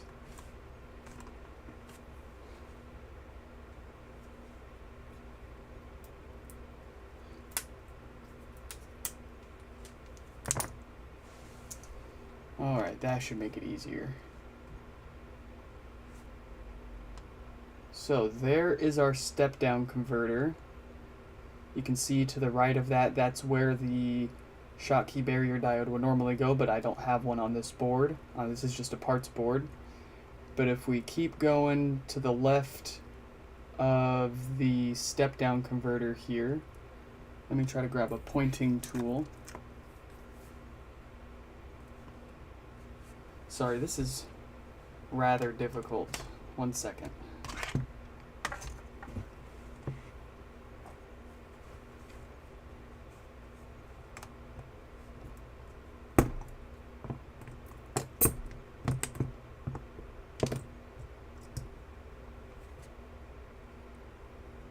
There we go.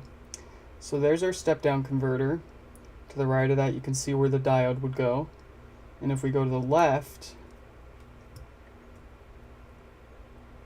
this is, I think this is a Zener diode. I might be mistaken, but this component right here that I'm pointing at and touching, that was what also failed when our step-down converter here failed, and that's what was preventing our HomePod from powering on after we replaced the diode and the step-down converter.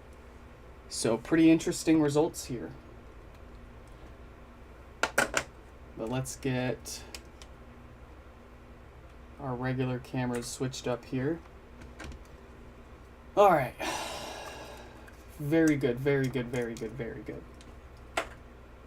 Let's get a good working logic board on here so we can finally get this board booted up and check it for DC offset.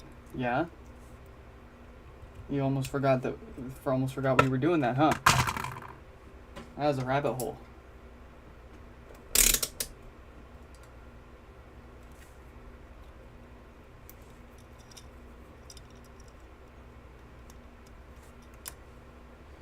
Okay. It's booting up now. What a ride.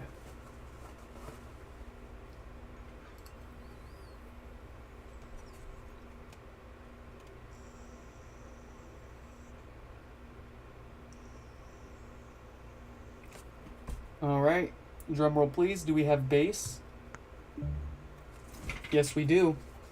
And we've got an absolutely disgusting amount of DC offset to go with it. We're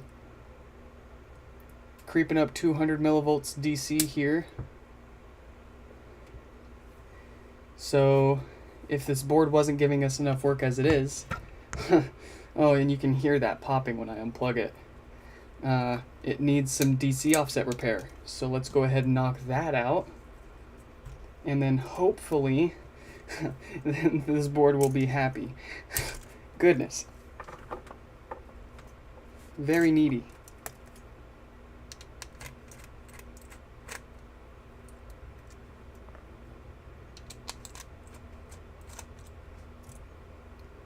I'm gonna have to update my website too to include information on the repair and replacement of that teeny tiny little diode next to our step-down converter here. Not to be confused with the 60 volt 5 amp Schottky barrier diode to the right of the step-down converter. But if this board wasn't cutting our work out for ourselves, or whatever you want to say, let's get those capacitors replaced.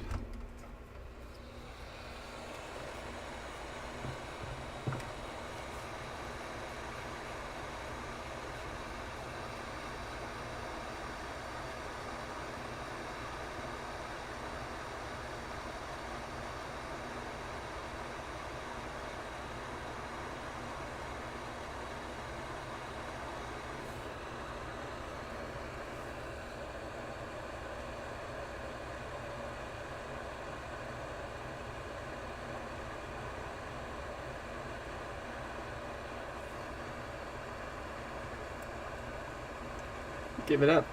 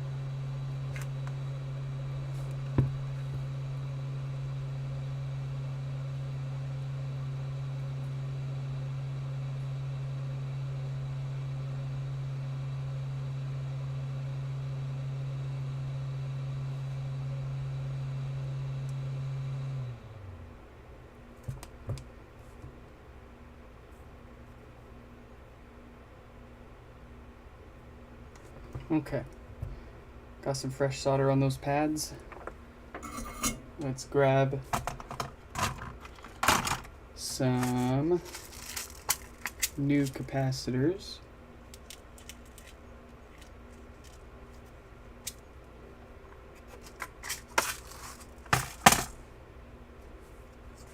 Get some flux onto the first set of pads here and start putting the new ones on.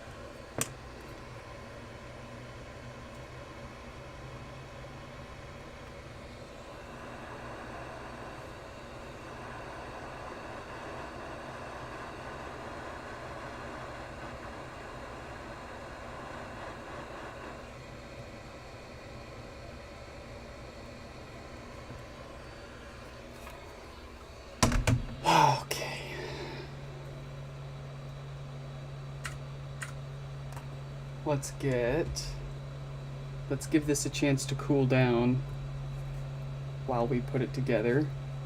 And fingers crossed this board is clean from any further issues here. Fingers crossed.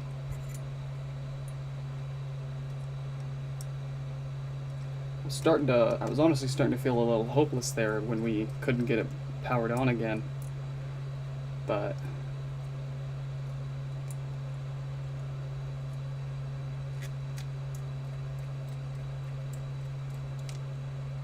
I just had a gut feeling that that specific diode there was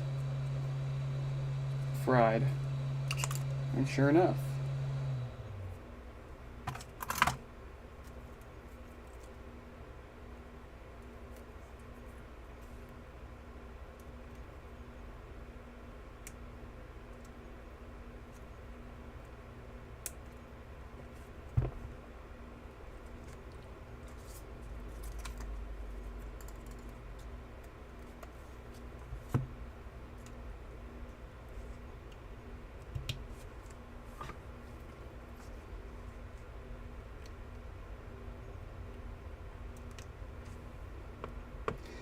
Before we power that on, we're just gonna give this a minute to continue cooling down, because we don't want our DC offset measurement here to be affected by the heat that we've put into those capacitors when we put them on. So go grab some water, hit the bathroom, just take a good 30 seconds to a minute, and we will plug this into power here.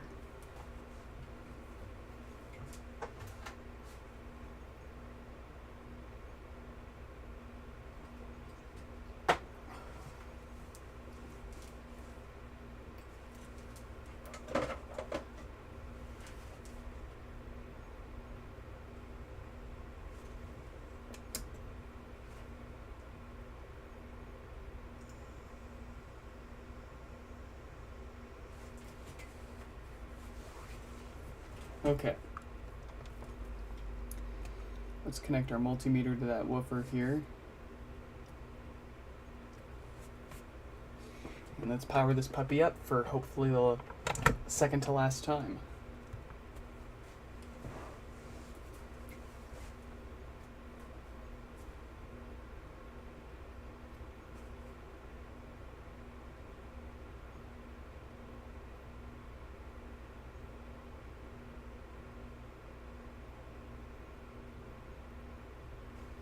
And the results are, we'll give that a second to come down here.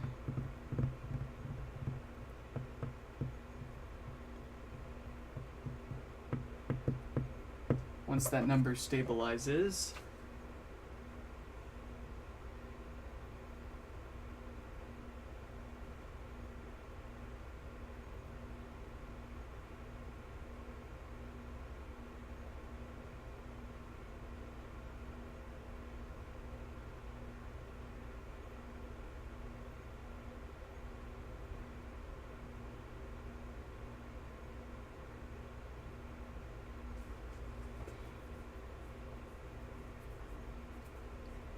how low can it go? How low will it go?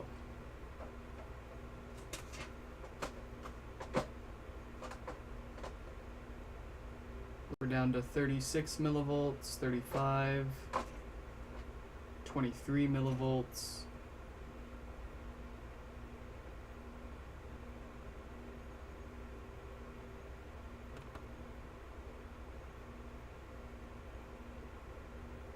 Down to 10.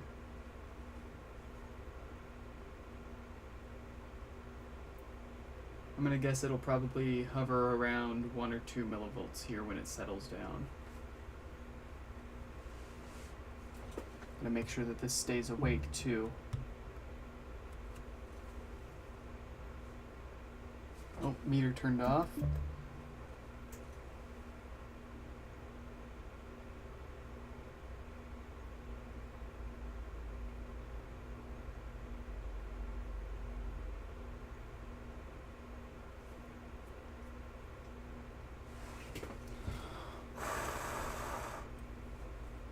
Yeah, those caps are still a little warm, so we're going to see a little fluctuation in the DC offset here. But if you remember when we unplugged it from power last time, we heard a pretty healthy pop. And if we unplug it from power now, we get no popping. So I think we got this one all wrapped up here. As if it didn't give us enough to work on here today.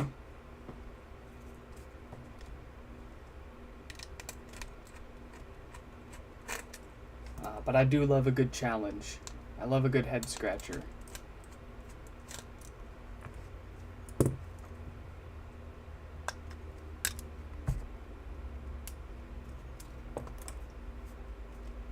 Oh yeah, that's still quite warm to the touch, so.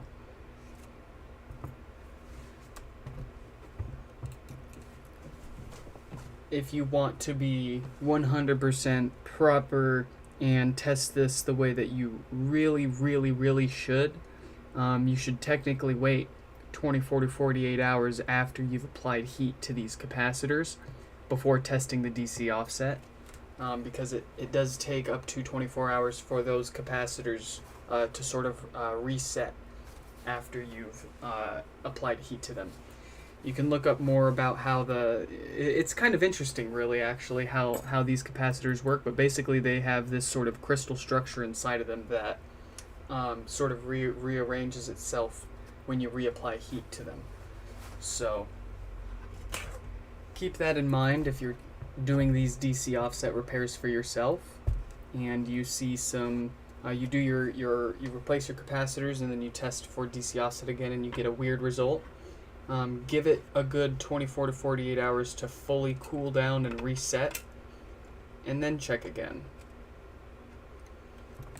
But based on, based on my experience fixing these up,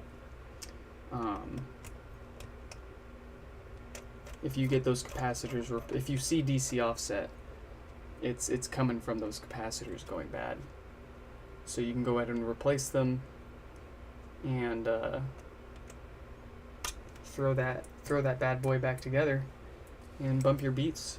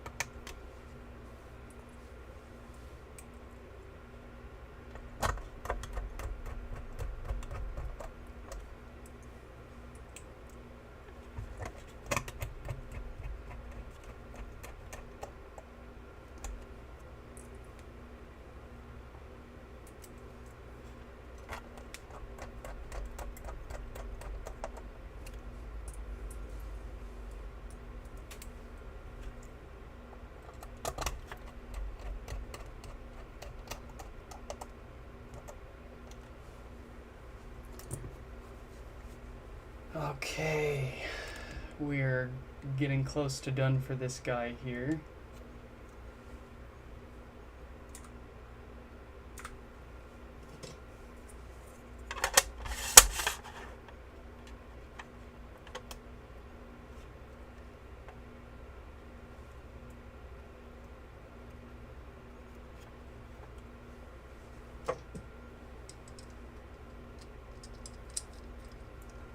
Let's get some of this extra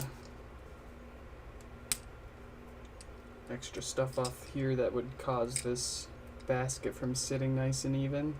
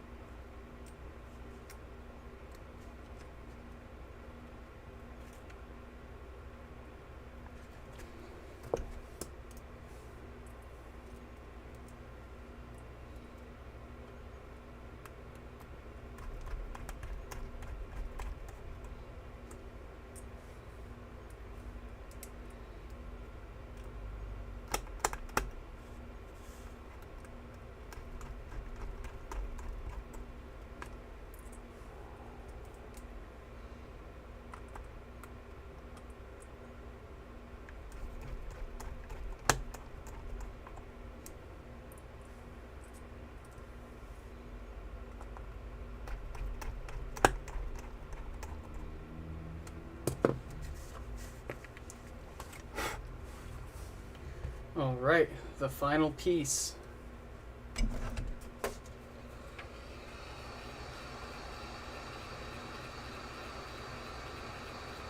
We gotta be very careful with the heat here. Very careful. Super easy, very carefully. I like to say if it's too hot for you to hold in your hand, then it's too hot for the plastic part too.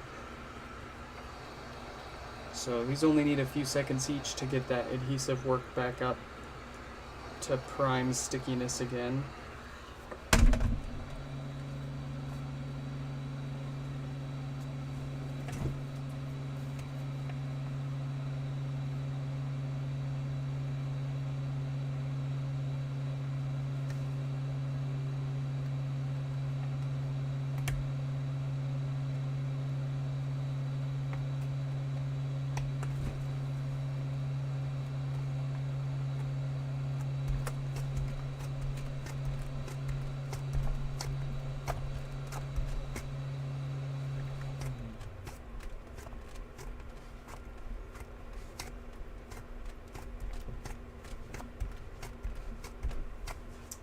Okay.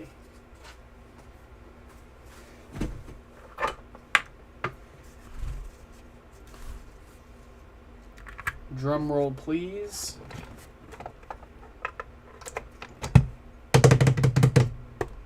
Voila. Got him powering on. Let's give it a sec to boot up and we'll check it for sound and evenly lit up volume buttons here.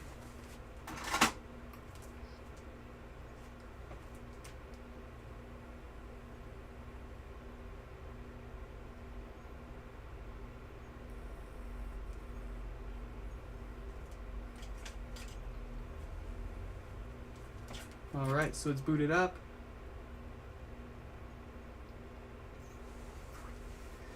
Gosh, I don't know why. So if you're watching and if I fixed your HomePod yesterday, yes, I already got your HomePods all dropped off today earlier. I use Pirate Ship and it's supposed to email you guys whenever I purchase your shipping label for your HomePod to go back to you. You should get an email with a tracking number. If you didn't, check your spam folder.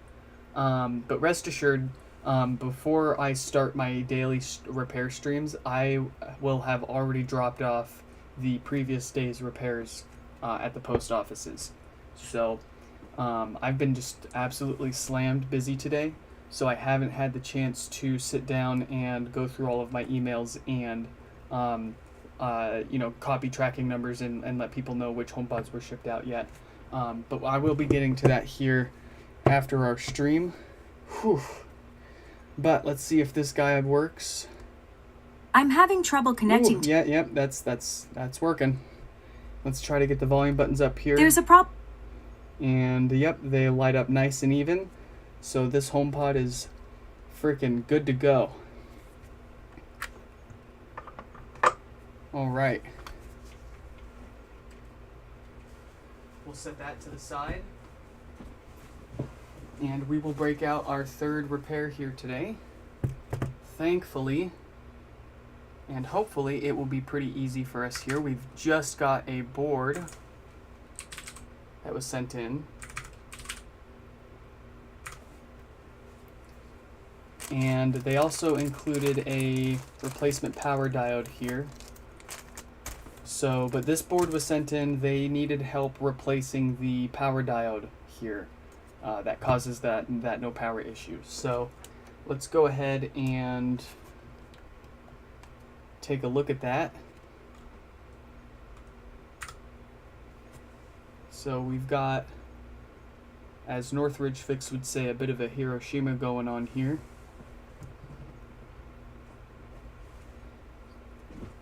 But let's see here. Yeah, let's grab our heat gun here and just get that old diode, well, what's left of the old diode here, removed. And this really isn't that bad. I've seen far worse on HomePod boards before. This really isn't that bad. Might want to put a little flux on there. Might help with getting this Getting this all the way off here.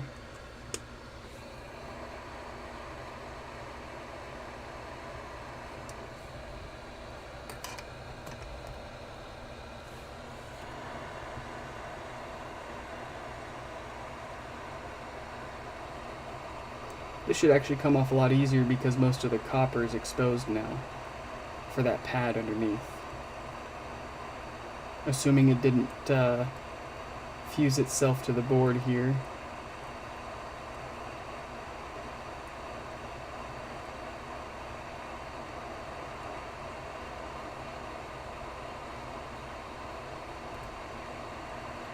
There we go.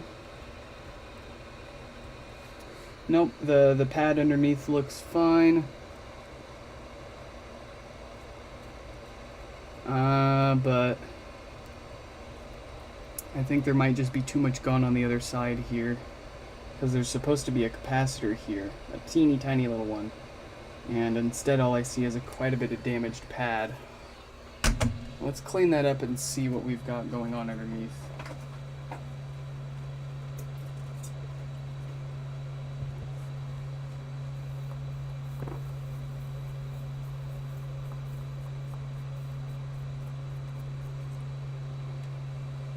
Okay. I'm gonna need to look at this with my own eyes here really quick.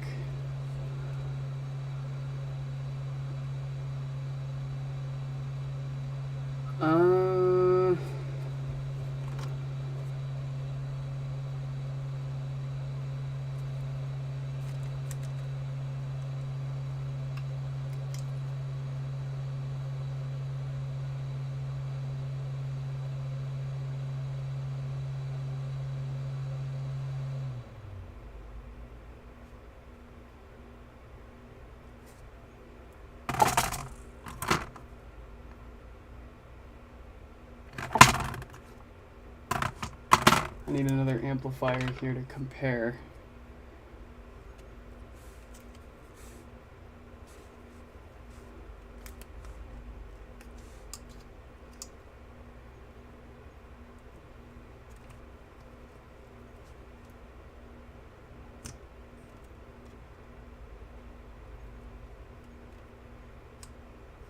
Yeah, that is kind of boogered.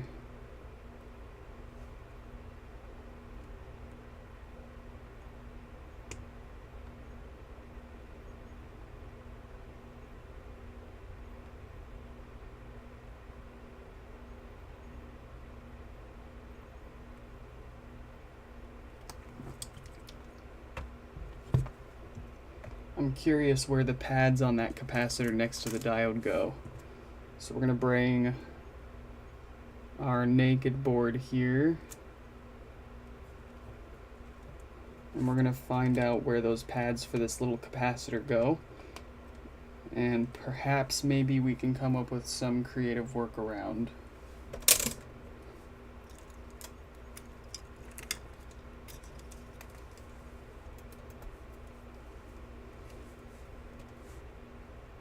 So let's find ground.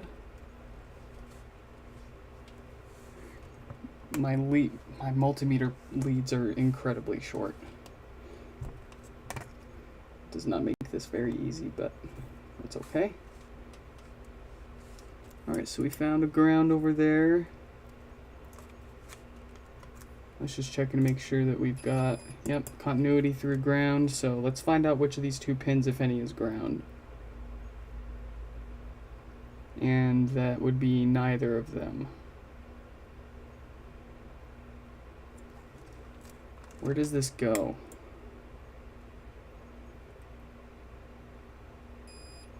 Okay, so the big pad for the diode goes to the little pad on the capacitor. And then where does this other pad from this capacitor come from?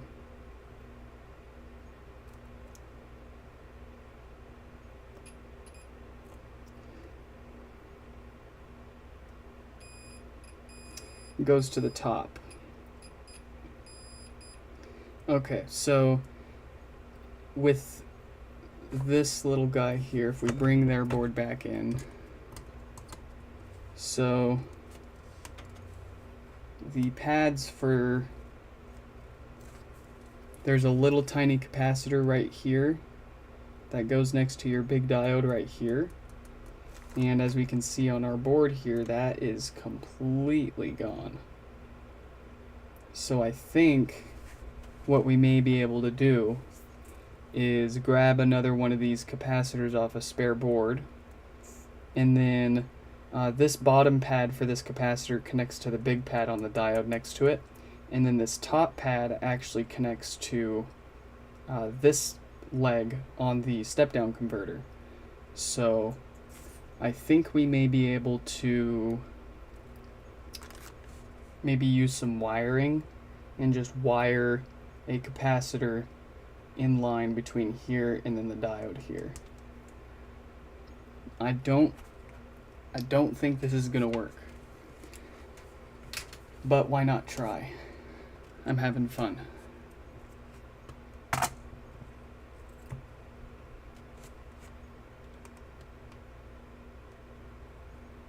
So how do we want to do this?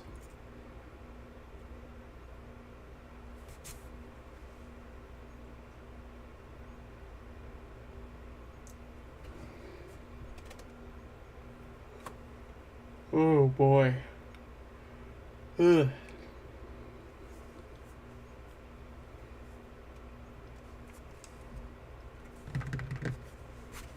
Let's see if I've got some wire here that'll work for this.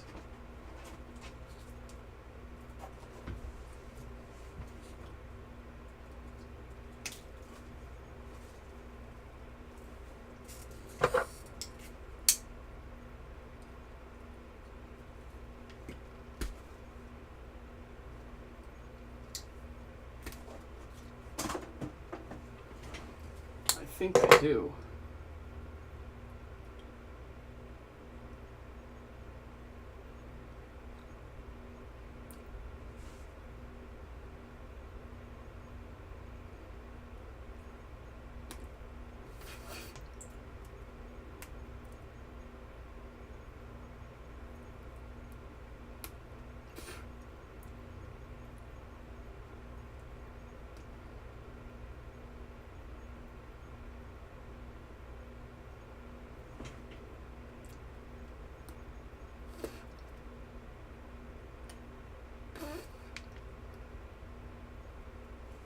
Alright, so I've got a little bit of wire here.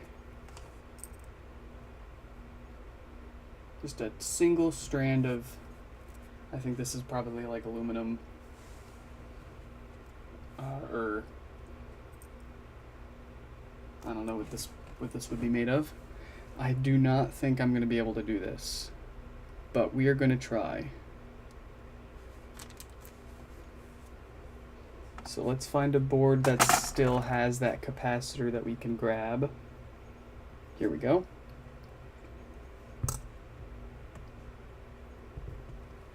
Let's grab that capacitor off here.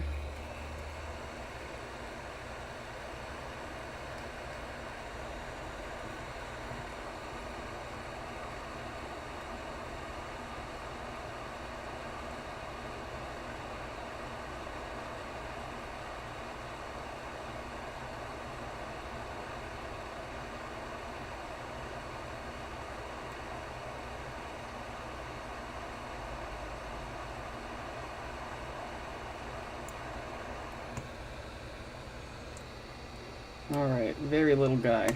Whoa! Super tiny capacitor. We put him down right there for now. Let's get the parts board out of the way now. Bring their board back in. Oh boy.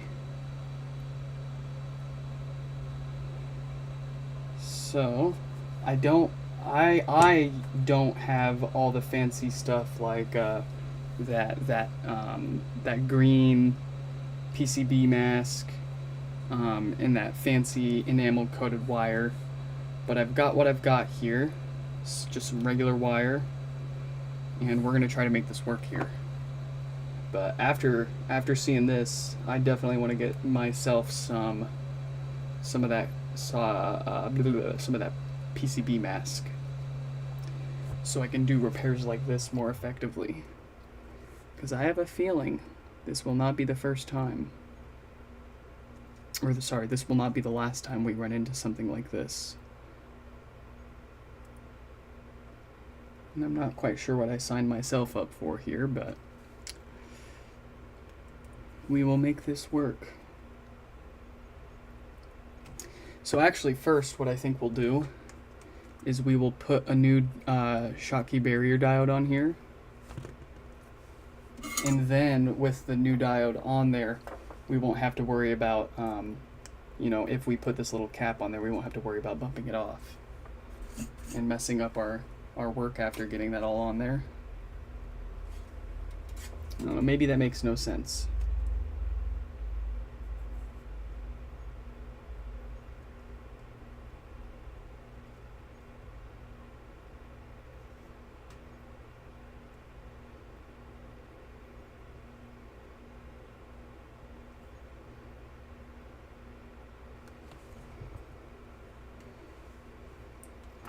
And we'll grab a fresh capacitor from our parts.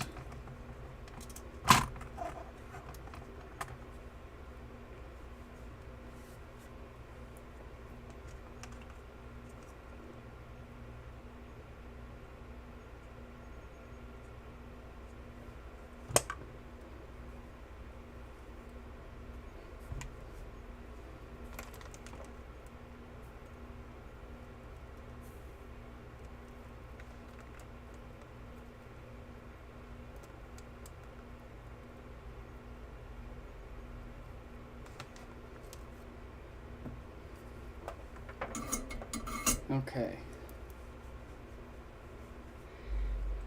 How do I know where I need to put the cable? So, let me switch cameras really quick.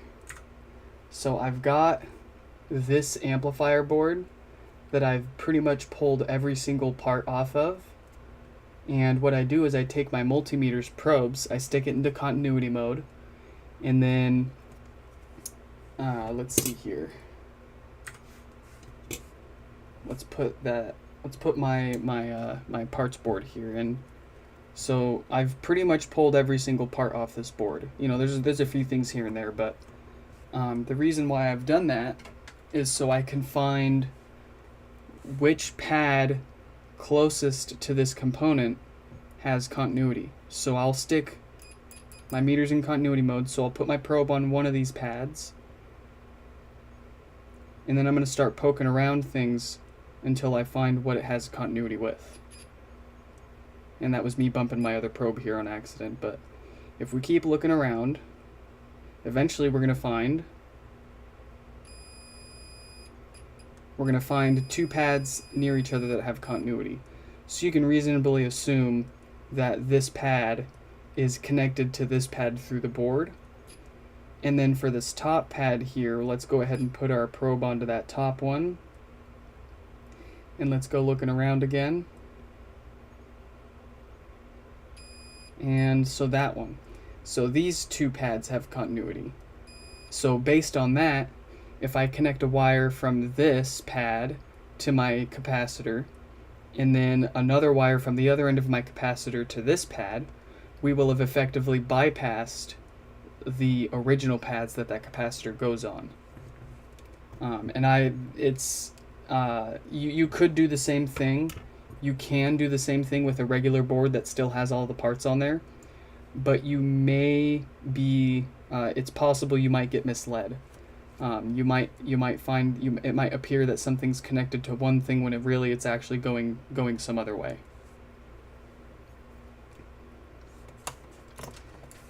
So, I appreciate the optimism, but I am not feeling the same on this one. This is quite the cluster here.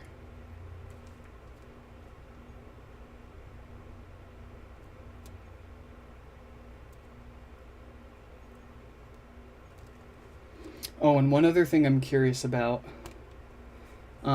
Since there's a lot of damage to the pad around the, so if we take this diode off really quick, just go ahead and do that. So we can see that there's quite a bit of PCB mask that has gone missing around the big pad here. So if that big pad for this diode is ground, then I'm not so concerned. But if that big pad for the diode is not ground, then it's awfully close to that exposed PCB copper there to the left and to the right. So we would ideally use some solder mask to cover that up. But let's check. So we've got our probe there on the big pad, and I'm gonna check for ground. And unfortunately, this does not appear to be a ground pad. So I'm very very not optimistic about this working. I'm actually kind of expecting a fairly loud bang when we try to power this up. But why not try? Let's have a little fun.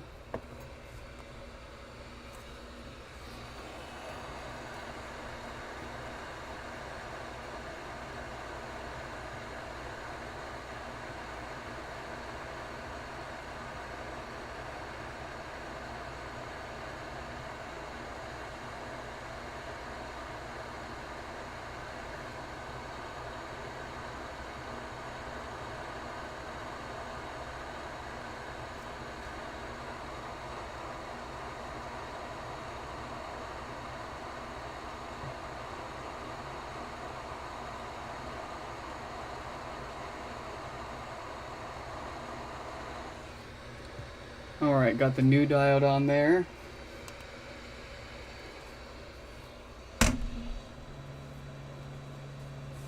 We're gonna grab our wire, some flux and some solder from our soldering iron, and try to solder a wire onto this big leg on the diode here.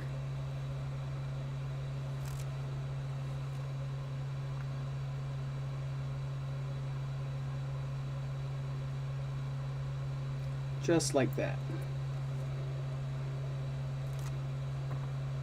And then I'm going to check really quick that that does not have continuity with ground, since we know that this pad for the diode should not see ground.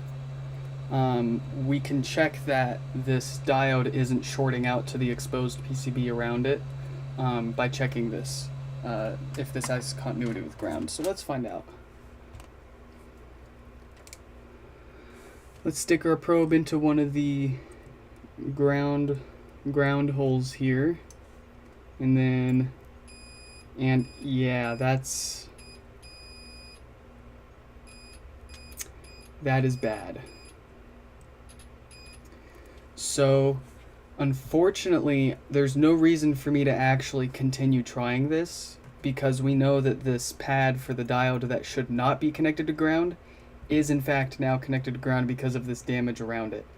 So I'm gonna hit up this customer here and see if they're willing to wait a few days for me to order some proper materials to do these repairs. I have heard that you can use nail polish too, but we're gonna go with what we know works for sure here, and we're gonna see if they're okay with. I'm sure they'll be fine with waiting a few days for us to order the correct tools and parts to do this. So we'll need some solder mask, and we should get some enamel coated wire while we're at it too. PCB mask. Yeah, it's PCB mask. I don't know if it's also called solder mask, but yeah, it's that green goop that you stick a UV light on and it hardens. So kind of a bummer, but can't fix them all. And yeah, quite interesting. Interesting bit of damage that they have incurred here trying to replace that diode. But we will go ahead and call this live stream. We'll call it for a day here. We got the first two repaired at least, and we will get those parts ordered up here so we can see if we can't get this board fixed up the way that it should. And yeah, that's about it. So I hope you all enjoyed this live stream repair. I gotta go and catch up with a few dozen emails here. So I'll catch you guys in the next one. Goodbye.